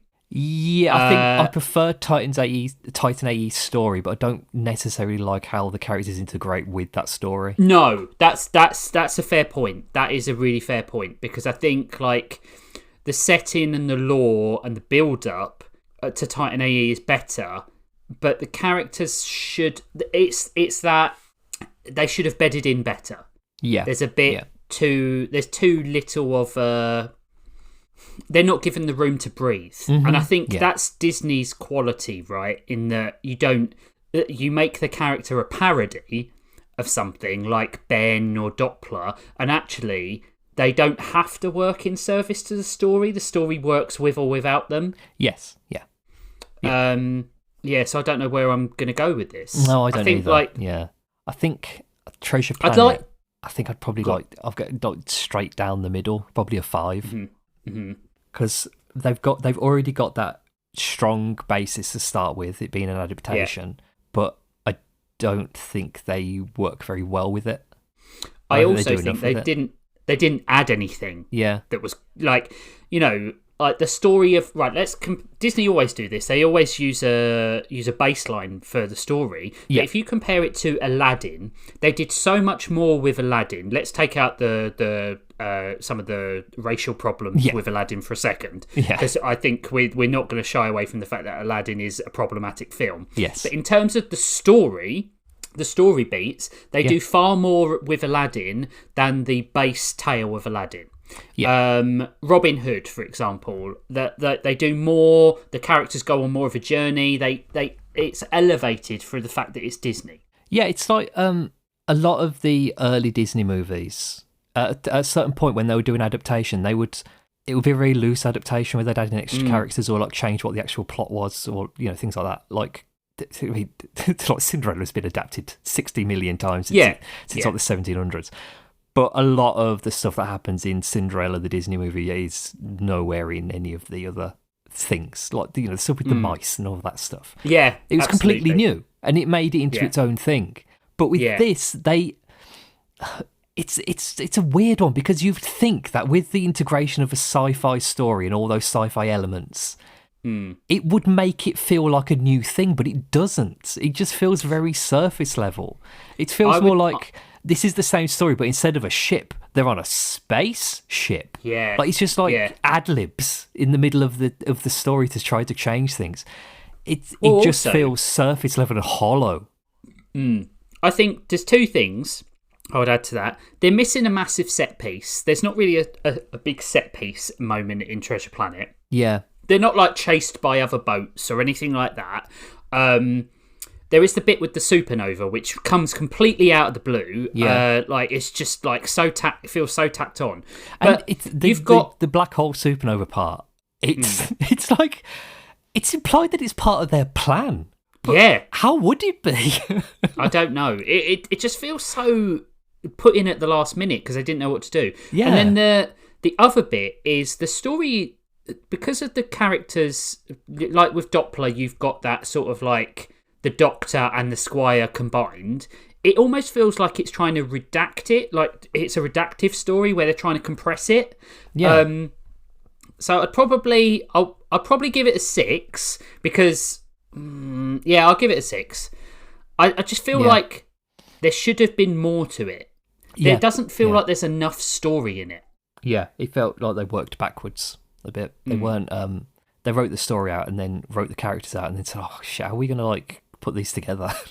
Then they would just like do a bullet points next to each character, saying, "Well, then maybe they can do this at this point," and then that can be their motivation. Or it doesn't feel like they were integrated well enough into what they were trying to tell. I think when you've got something as iconic as... So, for me, Cinderella was a good example, right? They took a really iconic story, like one of the basic principled archetypes of story, right? Yep. That whole sort of like rags to riches, literally. It's like, there's stories that are talked about as being like a tentpole of storytelling, and Cinderella and Faust and Frankenstein, those are the sort of things we're talking about, the pillars of narrative. And they took something and they enhanced it, but they still realised that there was like the basic story principles that they had to meet. Yeah. With Treasure Island, I feel like... Treasure Planet, sorry. They got it, and they didn't do enough to elevate the bits around it. So you've got all the tent poles of the story, but you haven't got any connective tissue in it. Yeah. Yeah. Nothing that Disneyfies that connective tissue anyway. No. Yeah. Yeah, it's... Yeah. Go on. Yeah, it's just like the Treasure Planet story is like throwing shit at a wall to see how we can make this into a sci-fi thing. I think, like, as well, the moment they get down to Treasure Planet, the film does tail off in a big, big way. Yeah, it grinds to a halt. Yeah. And I do think the same thing happens when they get to the Titan. Yeah. But at least in Titan A.E, they get to the Titan very late on. In Treasure Planet, they're at the island like 40 minutes in. Yeah. There's a lot of more set pieces in Titan A.E, and I've got to admit, I will say straight out the gate, I think this story is good. Yeah. I think like the story is far better than the characters in this movie. Like if you strip it away, the whole terraforming the Titan, which everyone thinks is like some sort of form of riches, and it's not. This is why I like the story of Titan A.E more than Treasure Planet. It's more worthy. Yeah. Like they're doing something more worthy. It's not about money, it's not about riches, it's about the preservation of life. Yeah, and I think that's far more important. I genuinely can't even remember what they did with the money in Treasure Planet. I don't know what happened to it. He used it to rebuild the Benbow. All of that? Apparently. How much were the repairs? Like $150 billion. Jeez. Just move to another house. But it was like... I think the best thing about the story about Treasure Planet is the John Silver, Jim Hawkins dynamic. Yeah, they needed to be like a better reason for them to be doing what they were doing. Definitely. Yeah. Because with Treasure Island, you can lower the expectations because it can just be like a room with some gold in or a treasure chest. But if you are establishing that there is an entire planet of treasure filled with loot from across the entire galaxy, you need to tell people where that's going or what it's for. Yeah. Like, did they give it back to the people they stole it from? Oh, I don't know. Did they do reclamations? I do like the doorway element. The like cool. Stargate bit. That was cool. But like I just think it comes down to worthiness, right? Yeah. The character is doing something ultimately good in Titan A.E. Jim Hawkins is stealing. When you boil it down to that. And it makes him that's not his money that he's paid for the Benbow with. Whereas Kale is trying to repopulate life. He doesn't know that's the intention, but once he learns it, he really wants to do it. And yeah, I just think that's a more positive story. I think, like, for me, it's an 8. Yeah, I think I'm going to give it a 7. Yeah, I do feel like there is too much of a divide between the story and the characters. Yeah, I think that's fair. Right, character design. This is a difficult one for both. Because they're both not as good as they should be, right? Yeah, I like I like monster designs, full stop. I like it when things are like asymmetrical, a bit goopy. Yeah. So there is a lot for me to like in Treasure Planet. I like the pirate who's like 2 pirates. So he's like the head on the shoulders. That's really cool. I like stuff like that. I like the snail, the slug, but I don't like these a fart slug. Yeah, it's all stuff like that. It's like I don't think they go far enough with it but that's because it's a Disney movie, and I don't think they would be allowed to go too far with it. Like they're a bit too cartoonish at points, which is a really silly thing to say about a Disney movie, but it's true. I know what you mean, though. You compare Doppler and Ben to Arrow and Silver, and it's totally different league. Arrow and Silver are really good designs. Yeah. Doppler and Ben are let's draw something from the Disney file. Yes, yeah. Yeah, same with Jim. I forgot his name. Jim. Yeah. He's so bland. He's so boring. He's just pretty white boy from 1997. It's like there's nothing to it. I agree. With I think curtains. like you said, I even like Captain Amelia. I think like making her a cat, really good idea. Like she's angsty, she's flighty, but she's in charge. Like the designs lend themselves, some of the designs at least, lend themselves to the characteristics. Like Arrow is tough and hard, and so he's a stone man. Yeah. John Silver is duplicitous, so part of him is robot. That makes sense to me. Yeah, it makes sense to me. Yeah. Doppler doesn't. No, Ben Doppler doesn't. is just a dog. He's just a dog man. Yeah. But I don't understand Doppler. I don't understand what his deal was. I don't either. I'd happily give it a 6. Yeah, I agree. I'll give it a 6. The character design in Titan A.E. As we said, everybody looks evil. Everybody looks like a criminal in the movie. That might be partly down to the lighting. I'm not sure. It's definitely a grungier film. It's a grungier film. It's not as bright. Yeah. It does look like it's got some... This is weird to say, but it's got that Firefly Event Horizon sort of like sci-fi on a rusty ship feel to it. Yeah, yeah. The thing is, I like Kale's design more than Jim's, mainly because he hasn't got that horrible rat tail. Yeah, yeah. It's basic. I like that he's got a tattoo that we'd never given an explanation for. No, or what it means. It's a shit tattoo, and I know I've got a shit tattoo, but I can't really comment on that. But it's a shitty tattoo. But then he's a human, and they are the garbage of the universe. Yeah, they are. Yeah. I liked the cock. And real life and in this. I like that there was a cockroach in the kitchen. Mole with an owl beak. Nice alien designs. The alien designs are great. I even like Preed is really good. That he's a fruit bat. His wings are underdeveloped, but he's got that. Obviously, he's been in a fight. Like his ears missing. He's got that metal plate on his skull. Yeah, I would have liked Preed better if he wasn't a bad guy. I feel like that undercuts his design to say he looks evil because he is. It's a bit cliche. It's a bit tropey. Stiff should have been the bad guy. Yeah, that would have been more interesting. It would have made her more interesting as well. But then on the other side of anything, on the other side of the design flaws, you've got on the other side of the design discussion. You've got Stiff and Goon, who are terrible. They're terribly designed characters. Stiff. She made me uncomfortable when she was walking around. Yeah. She's got crab legs. Yeah, really weird. It's why I thought tentacles would have been better. And Goon is a horrid little turtle man thing. He reminds me of what's the film with the turtle man? With you know what I mean? Pistachio Disguise. Yeah, Master Disguise. Yeah, it reminds me of him. That's Goon in the live action. Yeah. And we've already said we really like the character design for the Dredge as well. Yeah. But it's this other Tale of Two Halves thing. I think it's a 6 again. 6 across the board, I think. Yeah.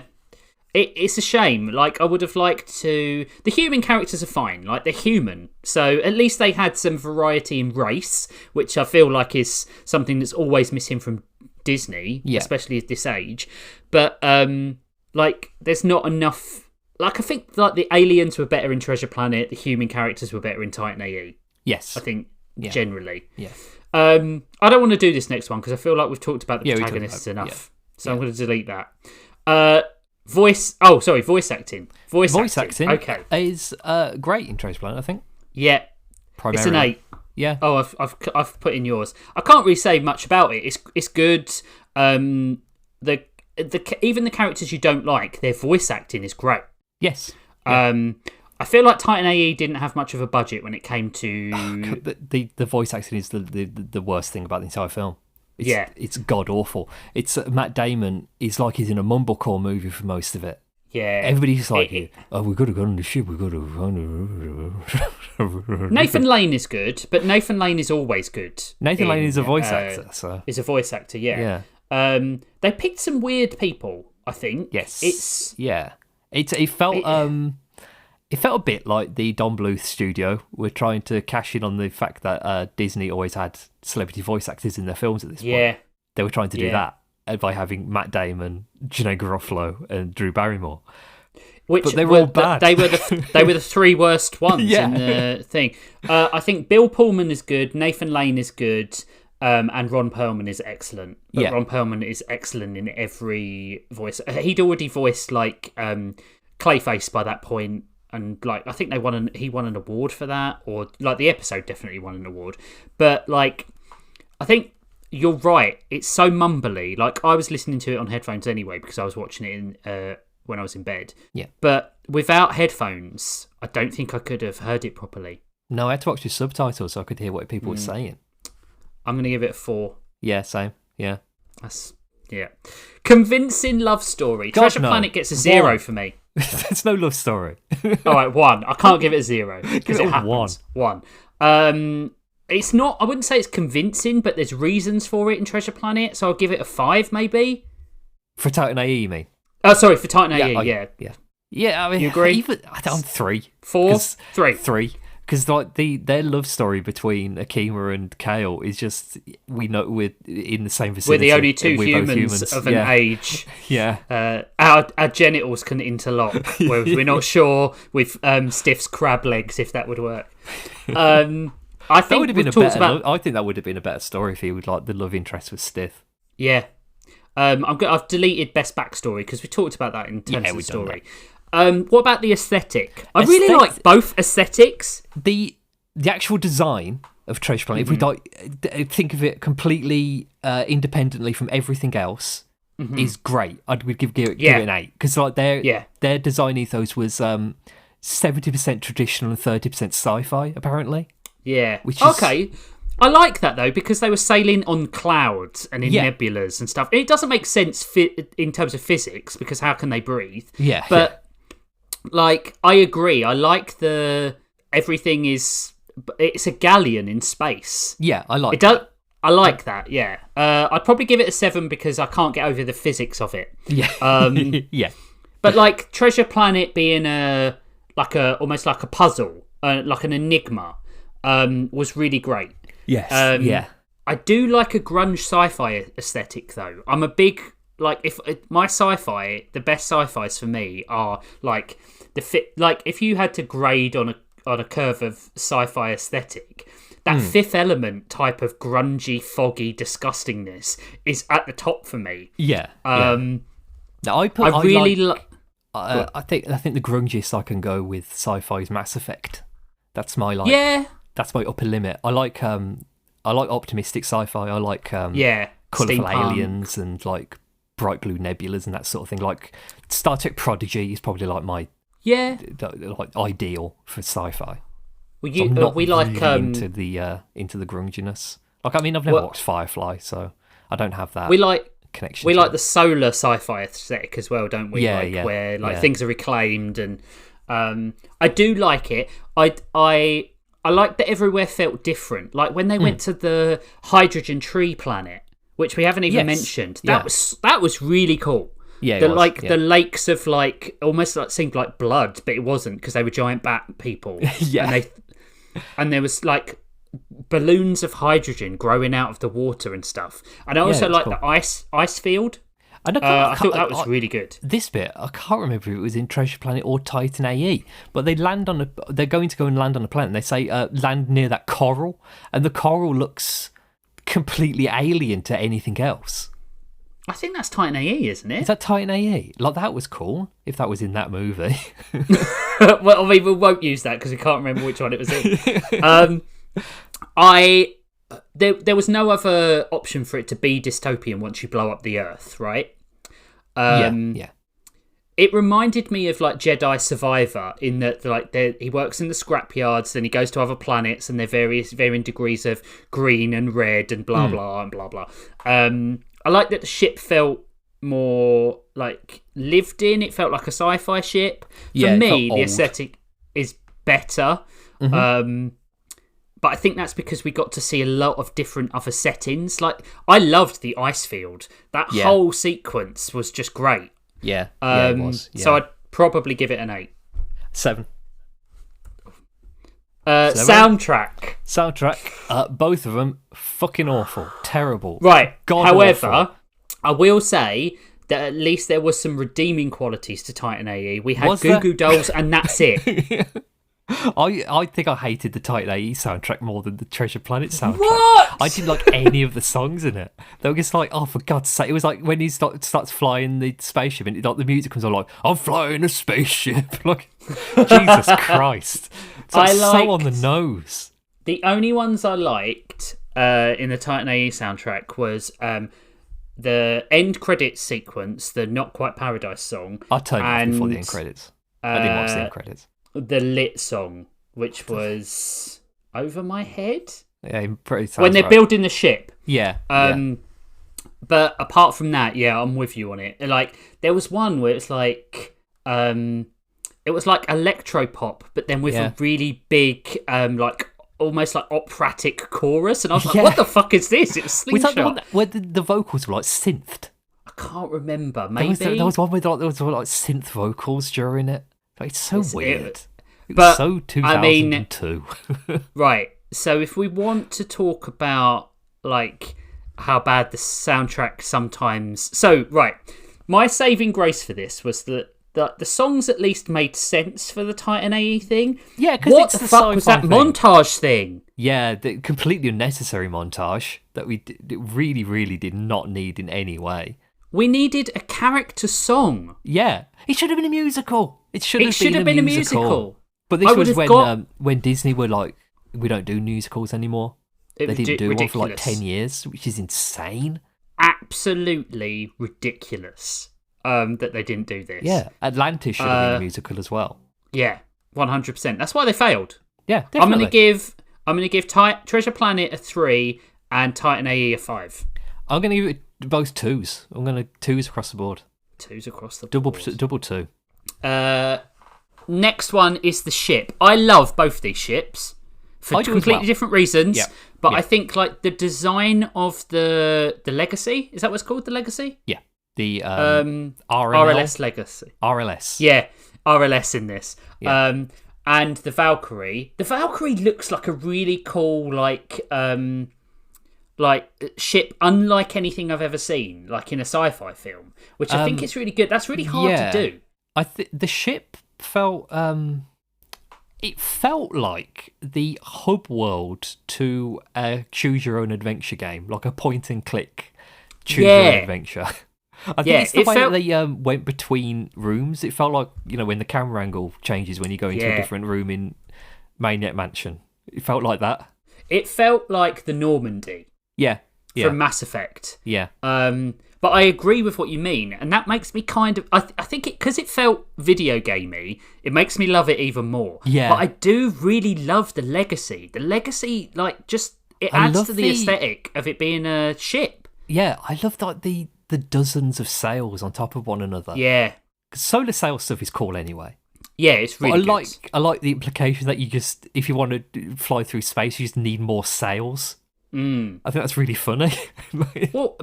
But I like the ship having engines, but like it being like a hybrid. So you could relate. You could use solar energy as well. And it's got lifeboats, which are like sci-fi lifeboats, but they still use ropes to tie them to the hull. That's very weird. I think for me, the Legacy gets a 9 and the Valkyrie gets an 8. I would agree. Yeah. Only because the Legacy is doing something a bit different, and I quite like that. Mm-hmm. The next element is 3D element integration. Yeah, I've got to say, I don't think either of them do this particularly well. They don't, and I'm not sure if that was down to the aesthetics that they're like pairing it up with, trying to do the 2D, 3D integration as like full stop, or if it's a problem with the current available technology at the time. I'm not sure. I don't know either. I would say there's a slight difference in how they were animated. So, you've got traditional 2D animation, but Disney were doing a difference between 2D and 3D modelling, which is really jarring. Yes. Like, when you see Jim talking to Ben, it's like... They're from different films. It almost feels like... There's I showed you that screen cap of Ben and Jim talking, where it's on the stern of the ship. So you have Jim standing in front of a blue backdrop for the sky, a 3D mast of the ship next to him, and a 3D Ben. So he's like the odd one out in the scene, and it's really, really jarring because he doesn't belong there. It's a 3D movie that they've inserted Jim into it. It's weird. It's very strange. But also, it makes him seem like he's not the main character because he's like simpler designed. Like it's a small thing, but the eye is naturally drawn to Ben, who is the worst character in this film by a long, long stretch. Yeah. Because every other character has got some kind of 3D element to them. Yeah. Like Scroop and his legs. Yeah, and Silver's robot arm. Yep. Which was really cool. It's really, really effects. Cool animated. Yeah. There's a scene where he hands him a mop, and the mop, it doesn't belong in his hand. No.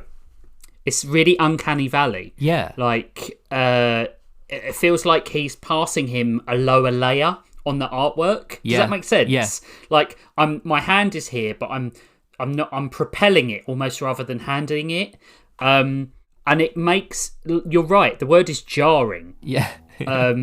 It like when you see them interact together, it's not quite right. And that's why I think I'm glad that Titan A.E. kept the CG elements to background and effects, even though it still doesn't work as well. Except, but like the big, the biggest issue with Titan A.E.'s one, it's our introduction to Jim as an adult is a zoom in on the worst 3D animated legs I've ever seen. Yeah, when he's in that suit. Yeah, it looks like Reboot. It really does bad. look like Reboot. There's a few bits where definitely the technology hasn't caught up. Yeah. And they should have gone down the road and asked Pixar for some help. They were making Finding Nemo at this point. They knew what they were doing. It's clear that Bluth didn't have as much money to work definitely. with. You can see where that extra $20-30 million went, and it was on a few more renders. Yeah. But then I compare it to the supernova scene to the ice field scene, and I genuinely think the ice field scene is probably one of my favourite parts of the film. Yeah, there was I saw that. It's clever. Let me get the Titan A.E. page up so that I can actually read what it said, because somebody mentioned the Titan A.E. ice field thing. A rousing story, largeness of spirit, and lush galactic visuals, which are beautiful in the same way photos by the Hubble Space Telescope are beautiful. He cited the ice ring sequence as a perfect example of what animation can do and live action can't. That's really cool. It's true, because that is probably the best looking sequence in the film, and it's at such an enormous scale. This would have been written 25 years ago. This review, I think it still counts now, because when there is a big galactic sequence in a film these days, it's still that uncanny valley element to it. It doesn't feel like anything we're watching. It feels like it is being created on a computer. Yeah, the Doctor Strange sequences when he goes into the dark dimension. Yeah, visually interesting, but they look unreal. Yeah, I know what you mean. Yeah. This did look surprisingly, I don't know if realistic is the term I want to go for, but it did look surprisingly... I'd say grounded within the world that they'd established. Yeah, that's a fair point. I just thought that sequence as a whole, it was very clear that they'd spent a lot of money on it, and it was probably the best integration of the technology over the two films. But I do think Treasure Planet did it more consistently. Although consistently, but of a poorer quality. Does that make sense? It just wasn't. We weren't ready for that 2D, 3D modelling element. There's a bit more of a baseline. It's steadier in Treasure Planet. I don't know what to give it though. No, I don't either. Like, I'm going to give it a lower score for Treasure Planet for the moments where they're putting the both of them together. I don't think it works. I'm going to say a 6. Okay. Yeah. All right. 6 for Treasure Planet. Titan A.E. They don't do it that often, so I think that is to its benefit, but also to its detriment because there's not as much to compare it to. Yeah. 7, I suppose. I think a little bit better than Treasure Planet. I think they knew that the technology. Yeah, they knew their limitations. Budget, wasn't good enough for what they wanted to do. Yeah. Let's move on to world building, which I think this is one area where Treasure Planet in particular really suffers. Yes. Like I said, it's very hollow. It's surface level. It's just we're not going to explain why things are this way, or even attempt to explain why things are this way, which isn't always a bad thing. Yeah. I was going to say I don't think you always have to. You don't have to, but it's a little. It feels like they should have given us something to go on with Treasure Planet. Yeah, by its absence, it is innocuous. Like it feels like it's brought even more to the forefront because you haven't done anything. Whereas that opening sequence in Titan A.E. at least tells us what we need to know, and then doesn't need to tell us lots of things. Like, why did Tech go blind? Why has he got that tattoo? Doesn't matter. Yeah. I think we know the Dredger after the humans. Yeah, some of the stuff in both of them felt like they were expecting to get a TV series. I think Titan A.E. would work as a TV series, if I'm honest. Yeah. They were going to do one for Treasure Planet, but they never, because the box office was so low. Yeah. They were going to do a sequel as well, and it never happened. It was going to be a load of pirates escape from a penal colony, and John Silver has to recruit the gang from the first movie to help him catch all the pirates. That was going to be the sequel. That was going to be the second movie. That sounds cool. Yeah, but no, didn't happen. Because it would have been its own thing and not been bound by... I think like this film's biggest problem in a lot of ways is the source material, because it binds them to something that is quite highbrow in its concept, because it is really about the relationship, and it doesn't... Because Disney had shied away from all the musical numbers and stuff like that, there's not enough Disney oomph to get away from that. Yeah. Because a lot of Disney movies are very surface level and shallow. Yeah, Robin Hood. By their nature, yeah. Snow White. Snow White's a bad example because it's not aged very well. But especially some of the Sword in the Stone. There you go, perfect example. Yeah. Very very basic story, elevated by the fact that it's just batshit insane. Yeah, with all the Disney elements.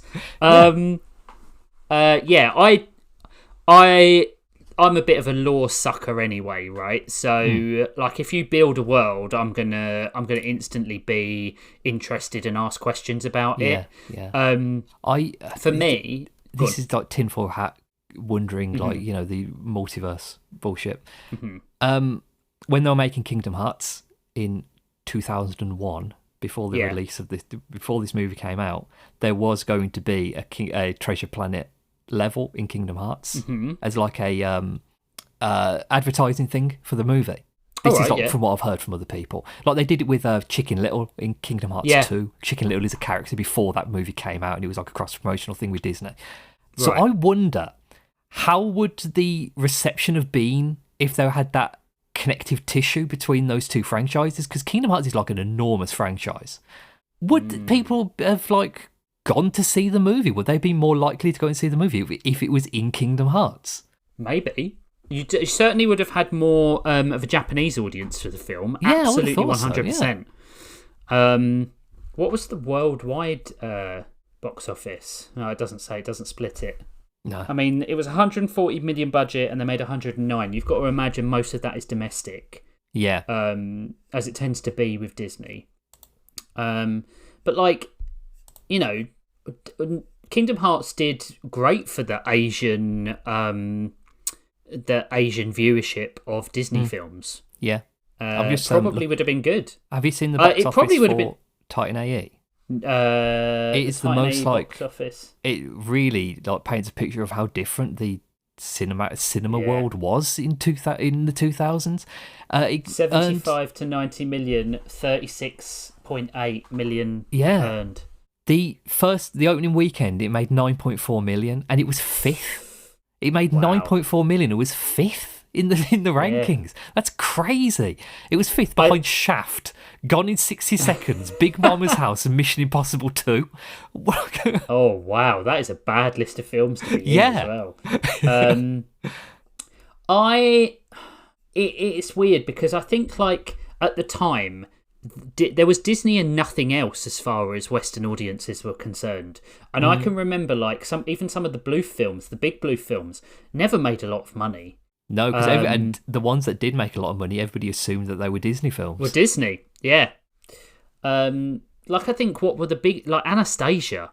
Yeah, Anastasia made money because genuinely, like you said, people thought it was Disney. Yeah. Not because they flocked to see they saw a Disney princess essentially and was like, oh, it's a new Disney film. And somebody pointed this out to me on a Discord. The Kale in Titan A.E. is the exact same character model as Dimitri in Anastasia. They've just got different coloured hair. Yeah. And that was really common with him in general, like reuse of models. You look at what is Jungle Book and Sword in the Stone, right? Yeah. All right, so world building. 4, because there isn't much for Treasure Planet. So the world building in Titan A.E. is way better because we get all the there's little nuggets of information. It's not like it's a really good example of show don't tell. I think I'd give Treasure Planet a 5, but I think that is the only reason more of a one more is because of the association with the book, which probably isn't fair. But I mean, like I'm filling in the blanks in my head. Yeah. What about Titan A.E.? 7. Fair. I think I agree. The ultimate payoff. No, there isn't one. No. I would say it's his payoff in the movie is for him to do something that isn't even slightly hinted really at bad. For the entire film. Also, the rebuilding the Benbow, but exactly the way it was. Yeah, and it should have been huge. They should have got really wild into it. Should have been a spaceport. Yeah. And I don't like the relationship between Amelia and Doppler. Having kids is so bad. That cut to the 4 kids. And they got busy quick because it cuts to the patrons of the Benbow. It's all the same ones from the beginning of the movie. They haven't aged at all. So it's like they waited 6 months and had children. Yeah. It's bad. It's completely unnecessary. For me, it's a 3. I think the big message is that it's okay to steal as well. We've got money, and he changes for no reason. Yeah, he's not like, I would have had him be an adventurer. Yeah, not an admiral or whatever he was, a naval officer. It's weird. The payoff in Titan A.E. is better, but handled poorly. Yes. The last shot is all the colony ships heading towards New Earth, right? Yeah. But Planet Bob. But it looks like a shithole, which is a problem. Yeah. I'd say it's more worthy, but I can only give it a maximum of a 5 or 6. Yeah, 5, I think. 5, yeah. Yeah. It's like you said, it just gets to the point of this is what we were working towards, and then just stops, and it's like I don't think it's gone far enough. You haven't examined the implications of all of this. I would have jumped forward. Planet. I would have jumped forward 6 months and have scientists on the surface and stuff, and have them reintroduce a fish to the ecosystem or something, and that would have been such a better ending. Just sending out a message to tell the colony ships that there wasn't. That would have been good. They had a home. You even need to go into the future or not future enough. You need to be sending the message. You can't do this halfway house where they're already on their way. Yeah. Doesn't make sense. How did they know? Yeah. Do you want to do holds up or do you just want to do general score? Let's just do general score. Yeah. I don't think it even held up very well. You famously hate Treasure Planet. Well, I say hate. All right. It's one of the. I think it's crap. Yeah, but well-meaning crap. Yeah. And is it right? You'd never seen Titan A.E. before? No, it's the first time I've seen yesterday? Titan A.E. My only connection to Titan A.E. is a poster that I had on my wall as a kid, but I'd never seen the movie. Okay. Yeah. Okay. I had seen Titan A.E. as a teen, and Treasure Planet I saw like a few years ago for the first time because I never watched it when it came out. So I had no ties to Treasure Planet. I watched Treasure Planet when it came out. I went to the pictures to see Treasure Planet when it came out when I was 11. Didn't like it. Played the video game, didn't like it, and it made me like the movie even less. And then watched you saw it yesterday. Watched it yesterday. Still don't really like it. I think for me, it's like there are elements I really like, right? More for like the relationship between John and Jim. I like the mum, but I like Arrow. But the film like nosedives off a cliff way harder than Titan A.E. And I think Titan A.E. nosedives off a cliff, don't get me wrong. Yeah, it does. Well, Titan A.E. It catches an updraft after nosediving off the cliff. It's not. It's wearing a hang glider. It plummets and then carries on. I think like the Titan is a more interesting set piece than the Treasure Planet. Yeah, which is wild. Like a planet full of treasure should be a really interesting set piece. They don't go big enough with it because even when you see where the treasure is, it's just like a room. Do you know what I think it should have been? I think it should have half been an adventure film, half been a heist film. Yeah, that would be cool. Yeah, should have been them trying to get it. Yeah, trying to get into Treasure Planet, and then Jim. Maybe the mutiny could have happened earlier, and Jim was forced to go with John Silver, and then has to trap them in the Treasure Planet or something like that. That would have been much better. Yeah, because if the second half of the movie was a lot of golden set pieces of them like escaping from like avalanches of gold and things like that, like going down a river of molten silver, just got really wacky bullshit to do with riches. That would be more interesting to me than them being on a rocky planet for half the movie. Yeah, I mean, let's think about it as well. Treasure Planet is the name of the film, but I would say they do more in the Cave of Wonders that are around the treasure than they do around Treasure Planet. Yeah, they do. Yeah. And that is a small set piece in a much larger narrative. But this is the ultimate payoff, the ending of the film. And I couldn't tell you one thing I remember about Treasure Planet. No. Apart from the bit where Jim has to release his hold on the treasure to get Jim. John. John has to release his hold on the treasure to get Jim to save it. Yes. Yeah. That bit is good, but I couldn't tell you anything about the rest of it. No. I think 4. It's hard to argue with 4. This is our alienate the audience episode because this has a massive cult following. But I think if you look at it objectively, it's not a great film. No. It's not there's great elements to it, but as a whole, it doesn't gel well together. It doesn't hold its shape. I think we gave a few things 8s and 9s. 9s. Voice acting, animation, cute little critter, mother figure. We gave a good one to like John Silver. It all hinges on the fact that Jim Hawkins as well is not a great protagonist. Yeah. Titan A.E. 6, I think. Yeah, it's, I would right down the middle. I'm going to give it a 7 because I want to give it an extra point for nostalgia because I really enjoyed it when I was a kid. Yeah. I think it has held up better in my eyes. Yeah. There's more of a complete story. So I as well. I always think to myself, if they released a live action version of this, because that's where we're going with animation, everything has to be live action as well. What would I watch? It would be Titan A.E. It'd be Titan A.E. Yeah. This was a Hulu limited series. Yeah. It'd be pretty good. Get Alan Tudyk in it. He can play free. He could play free. He could play the critter that we need to add to the story to make it more accessible. Yeah. The totals. Treasure Planet gets 110 from Spiv and 114 from me, and Titan A.E. gets 119 and 131 from me. So Titan A.E. is the winner of our... Is the undisputed champ. Undisputed champion. I think my nostalgia goggles gave me slightly more points on Titan A.E. side than you, but we're very close on my Treasure Planet. My anti-nostalgia goggles for Treasure Planet. I mean, we had a lot of like my points went to. I remember the soundtrack. I remember feeling very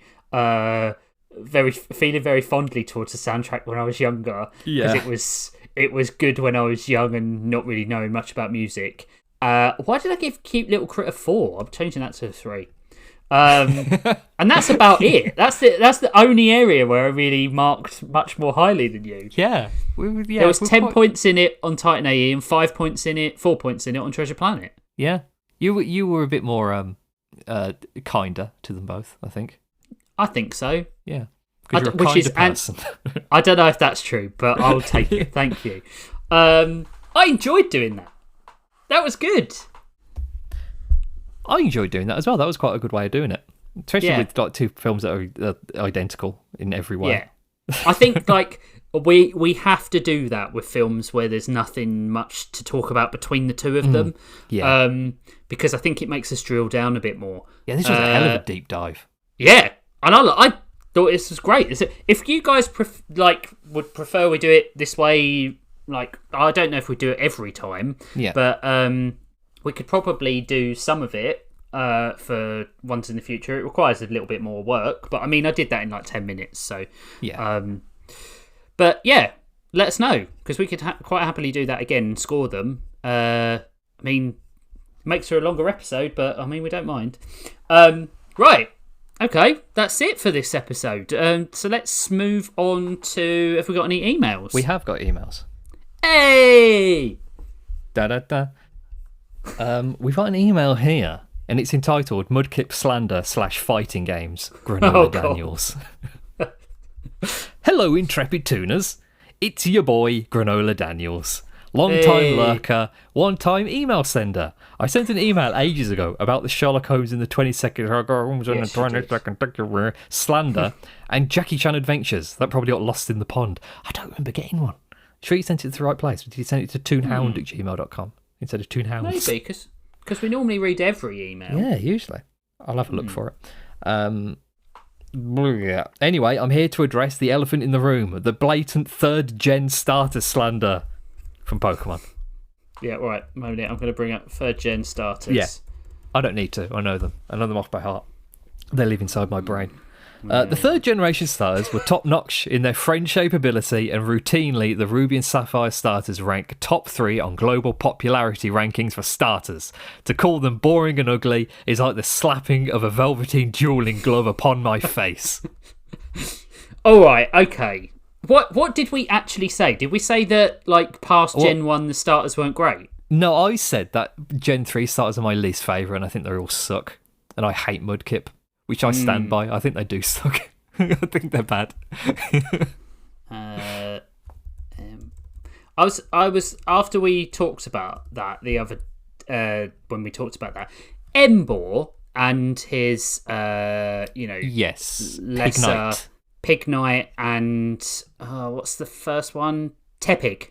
It was Tepig a starter. Tepig was a starter, but he's not the Gen 3 starter. Okay, Tepig is Gen 5. 5, I think. 5 or 6. 5. Yeah. I think Tepig might be one of my favourite starters. Yeah, I think I like Tepig's that evolution cool. line. Yeah. I don't like Pignite in Ball. I don't like them. I don't like either of them. I like Tepig, Snivy and Snivy. Oshawott were the other. Snivy? Yeah, Snivy and Oshawott. Yeah. That's quite a good generation. Yeah, I agree. I don't like Turtwig, Piplup and Chimchar. No. There were 4, weren't they?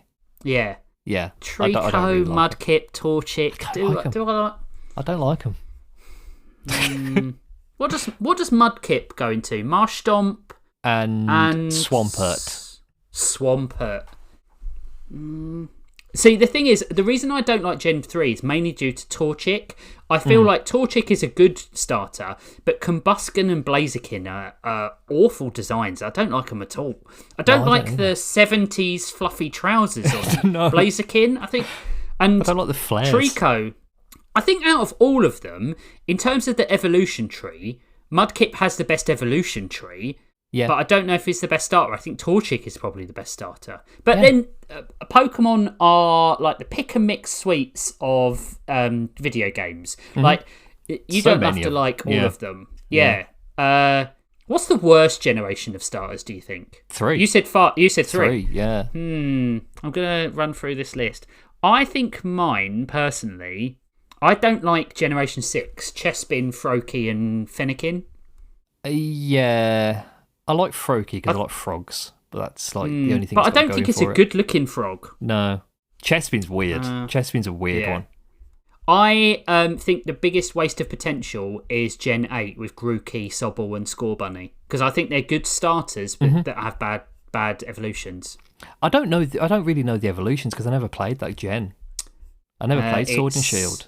Grookey is Thwacky and Rillaboom, I think. Yeah. And then Sobble is Drizzle, and I can't think. Sometimes it's like an emo thing, doesn't it? Yeah. Yeah. Scorball is the one that... Scorbunny is the one that becomes a footballer. Rabu and something Ace. Yeah. Can't remember. Something. Pokemon. But I think, like, even though, like, there's certain generations I like least, I still think most of the starters are all right. I just don't think you can recapture the Gen 1. Yeah. Like, I think there was a lot of difference between those 3, although they look like, cute little guys. But then most of the starters should look like cute little guys. If they go too far away from that, you can't get the decent evolution tree going. Your first Pokemon should be cute little guy, go into awkward teenager, go into absolute beast. Yes, it's the Charmander rule.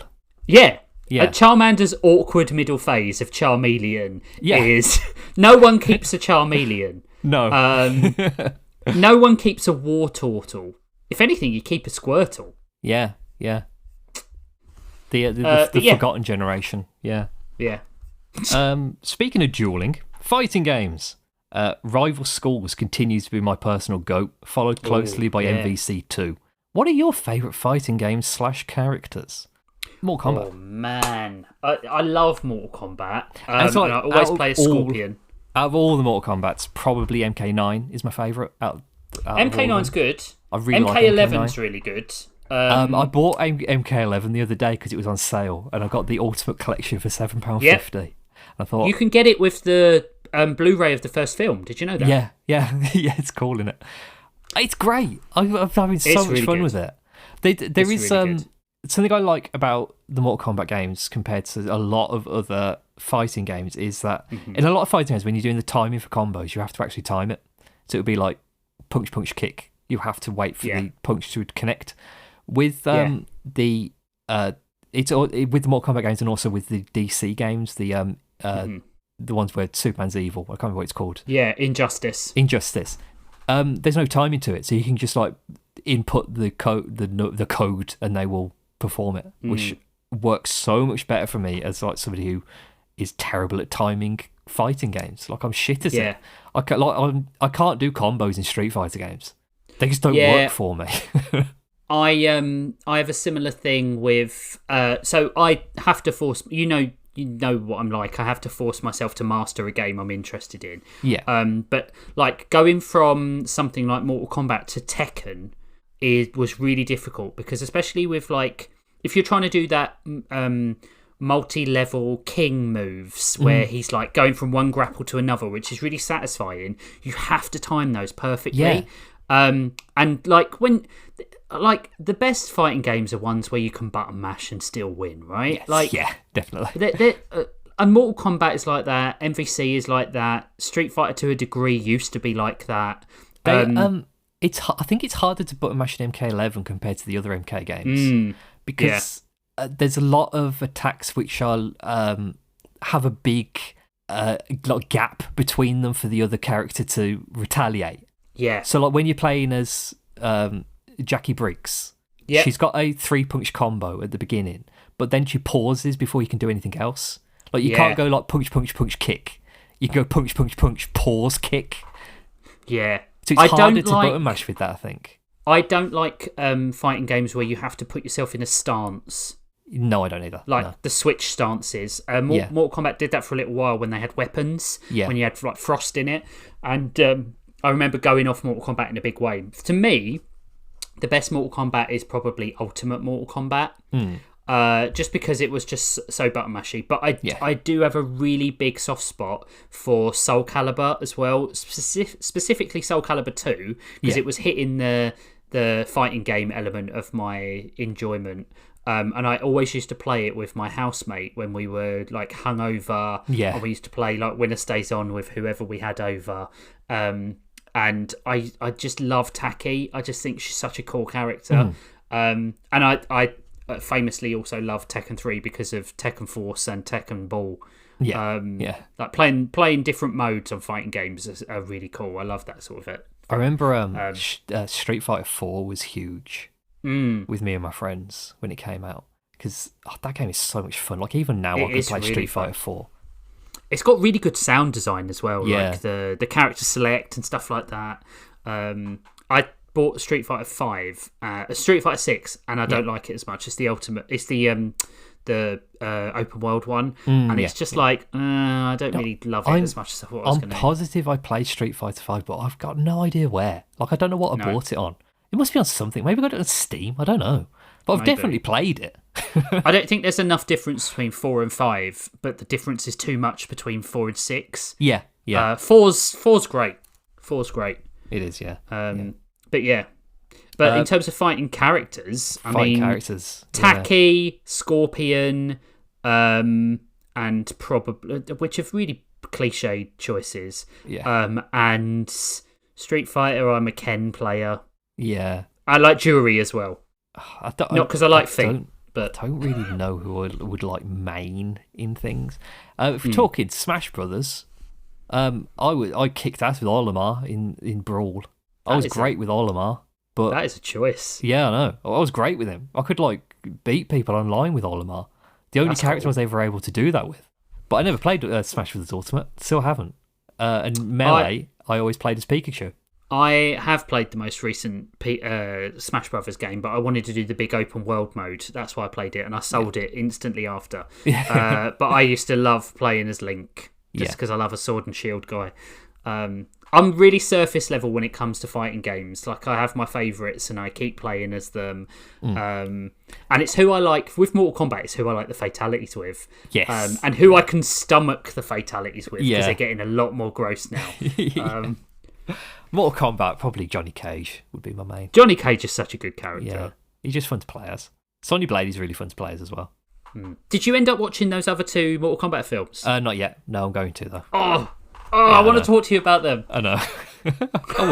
I will watch them. I've got them downloaded, so I'll be able to.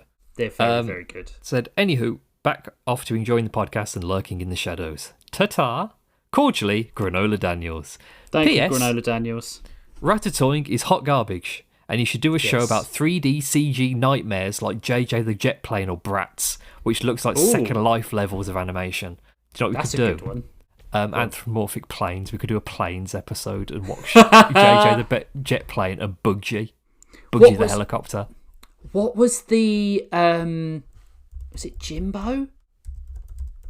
I just had a weird sort of like there was a thing called Jimbo the Jet Plane. Jimbo the Jet Plane? I remember. I only know Jimbo Bugsy and the JJ. Jet Set. Jimbo and the Jet Set. Jimbo Jet. It's really British. I remember watching it as a kid. I've seen this. Yep, I had this on VHS. Yeah, isn't that crazy? I haven't thought about that for 30 years. No, it's Isn't it about a Mountie? Doesn't he his friend like a Canadian Mountie? Oh man, I don't know.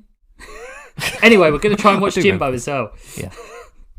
There might be recently viewed shows on Google.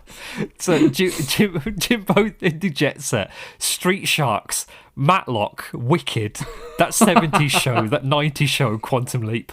Like the things I like Google. Wow. To all look into my day-to-day life. Yeah, we'll do one on planes. Yeah, that'd be cool. Yeah, we can watch that. This is yeah. Thanks, Granola Daniels. That was a great one. Thank you, Gran. This is an email from Matthew. Hey. And it's entitled Street Fighter and Mortal Kombat Thoughts. I feel like Matt's going to have some big thoughts on on the Street Fighter film. Yeah. Hoya Hounds. I don't know if we put Hoya. Hoya. I'm going to start emailing in about the previous episode. So here are my thoughts. Perfect. I'm glad that people are doing this. Yeah. I think it makes more sense because we actually know what our thoughts on things are. Yeah, you can tell us off. Yeah. I always like fighting games, but if putting in the time to get good is tough. I did get decent at Under Night in Birth, which is one of the worst titles for a game I've ever seen. And the expansions and the sequels just get worse. The sequel is Under Night in Birth 2, Cis Celeste. But people usually call it Uni 2. So, let me just open up Steam so I can tell you the name of one of the fighting games I've got on Steam. Because it's ridiculous. Oh, this looks cool, though. There's a female character who has like purple hair, but she's got a really long braid, and it looks like a whip. That looks really cool. That's neat. Guilty Gear, XX, accent core plus R. That's the name of the game. Guilty Gear, XX, accent core plus R, which was, I've got it just underneath, Guilty Gear Xrd sign. Eventually, I don't want to sound like an old man. Do you want to play Naruto Shippuden Ultimate Ninja Storm 3-4 Burst? Right, so I'm going to sound like an old man when I say this. Yeah. Eventually, when we look back on games, we're not going to know which game came out first. No. I know which Mortal Kombat is first. I know which Bloody Roar is first. I know which Soul Calibur is first. But if you give it weird fucking name conventions, you're not going to know what came first. I'm putting down my old man yells at cloud card. Yeah, I'm just going through my list of games that I've got on Steam to see what the longest titles are. Star Wars TM, Knights of the Old Republic TM, 2, The Sith Lords TM. That's so unnecessary. Trademarked every part of the game. The TM. The Star TM, Wars TM. House of a Thousand Doors, The Palm of Zoroaster Collector's Edition. Jesus Christ. It's just not necessary. No, absolutely not. Weird. Yeah. Anyway, this game looks good, Matt. I might give it a look. He said it's an anime-ass game, but something about the controls clicked with me. Yeah. Sometimes that's all you need. Sometimes, yeah. We did the animated Street Fighter 2 movie on Heroes 3 years back. The movie's just called Street Fighter 2 in Japan, but it's stylised as if the name is Street Fighter 2 Movie. So that's usually what I call it. I do think the Japanese version is genuinely is better. The soundtrack makes a big difference and the performances are better. The weirdest small difference is that in the Japanese version, you can briefly see Akuma in one scene, but it's just a blank space in the US version. So He's weird. He's in a crowd, isn't he? Supposedly really in the Japanese version. But I did like the movie, even though it's not exactly good. And that new metal soundtrack is kind of so bad that it's good for me. Yeah. I enjoyed it, but we just agreed it was bad. We enjoyed it in spite of its content. Yeah, exactly. Yeah. And he said Mortal Kombat is a video game. Looking forward to the episode that's been read on, since I love Turn of the Millennium 2D animation. Well, you're in for a treat for this one. Because we loved it too. I would say, genuinely, going back to Mortal Kombat, that Mortal Kombat movie, the animated movie, the Scorpion's Revenge, I enjoyed far more than I thought I was going to. It was an absolute joy. And the 2 sequels are just so good. As a trilogy, they are phenomenally good. Like the quality is just... The quality varies in terms of like the animation stuff, and sometimes like they cheapen out on certain bits. But consistency, they are great. They are great films. Yeah. That's our emails. Oh, cool. So, Next week, next episode, we're doing Netflix animation. And we're going to be watching K-pop Demon Hunters and Nimona. We are indeed. Which I'm quite looking forward to. They're both feature length, aren't they? Yes, indeed, they are. Cool. So we don't even need to pick an episode. Nope. We do need to decide on another... Oh, we could do planes, couldn't we? Well, I was thinking we had... hang on, I'm trying to log into Spotify so I can actually see my messages on Spotify. Internal server error. Fantastic. Let me try logging in again. We're going to do an episode on internal server errors. Yeah. Here we go. Because we did get an email quite recently asking us to do, when it finally stops doing those 3 pulsating balls on the page, so it can show me the comments and messages, for God's sake. Oh, God, this website's crap. It's so, like, designed for mobile, but nobody's going to be going on this on the mobile. We were asked to watch Super Ted Legends of Treasure Island 90s, Action Man 1995, Spawn animated series, and maybe Lupin the Third. So do you want to do something with Super Ted? Because I would love to watch Super Ted, but what could we pair it with? Is there a similar British cartoon series from the 1980s that would pair well with Super Ted? What about Banana Man? Yeah. Should we do Super Ted and Banana Man? Yeah, we'll do British superheroes. Yeah. Yeah. Fine. All right, cool. There we go. Easy peasy. We'll pick the episodes. Yeah. Oh man, that's going to be a funny one. Right. Okay. Please do the call to action, if you would. So, if you want to email into the show, you can do so by sending us an email, a missive, if you will, to toonhounds@gmail.com. We answer everyone that you send, apart from the ones that get lost in the ether. Because we love reading your emails. And this format of sending in an email after the episode and talking about what we've discussed, that's a great format. I like that. Yeah, it's way better. Because then we can agree or disagree, and you can berate us for our choices, and I don't mind that. If you want to support the show, then you can head over to patreon.com/Toonhounds and support us there. You get access to our sidecast, which we really need to do another one of, because we haven't done one for a little while. Yeah. And I need to reread now that Bendis Daredevil run. But it's Daredevil in Details, and we talk about all things Daredevil. We haven't really talked about Daredevil on the show for a little while now. Yeah. It will happen. I don't know if that was the desired effect. But yeah, so you can support us there. You can join the Discord. You can suggest ideas to us. And then that's it, really. Big thank you as always. Do you want to plug anything, Spiv? No. No, me neither. I've got nothing to plug. I've got no plugs. Anything that any person who's listening to this normally knows the things that we're involved in anyway. So but thank you for listening as always. We do this for fun, really, but it's nice to know we've got a regular audience. And as always, be kind to yourselves and each other, and we'll see you in 2 weeks for more Toonhounds goodness. Bye. See you soon. Bye.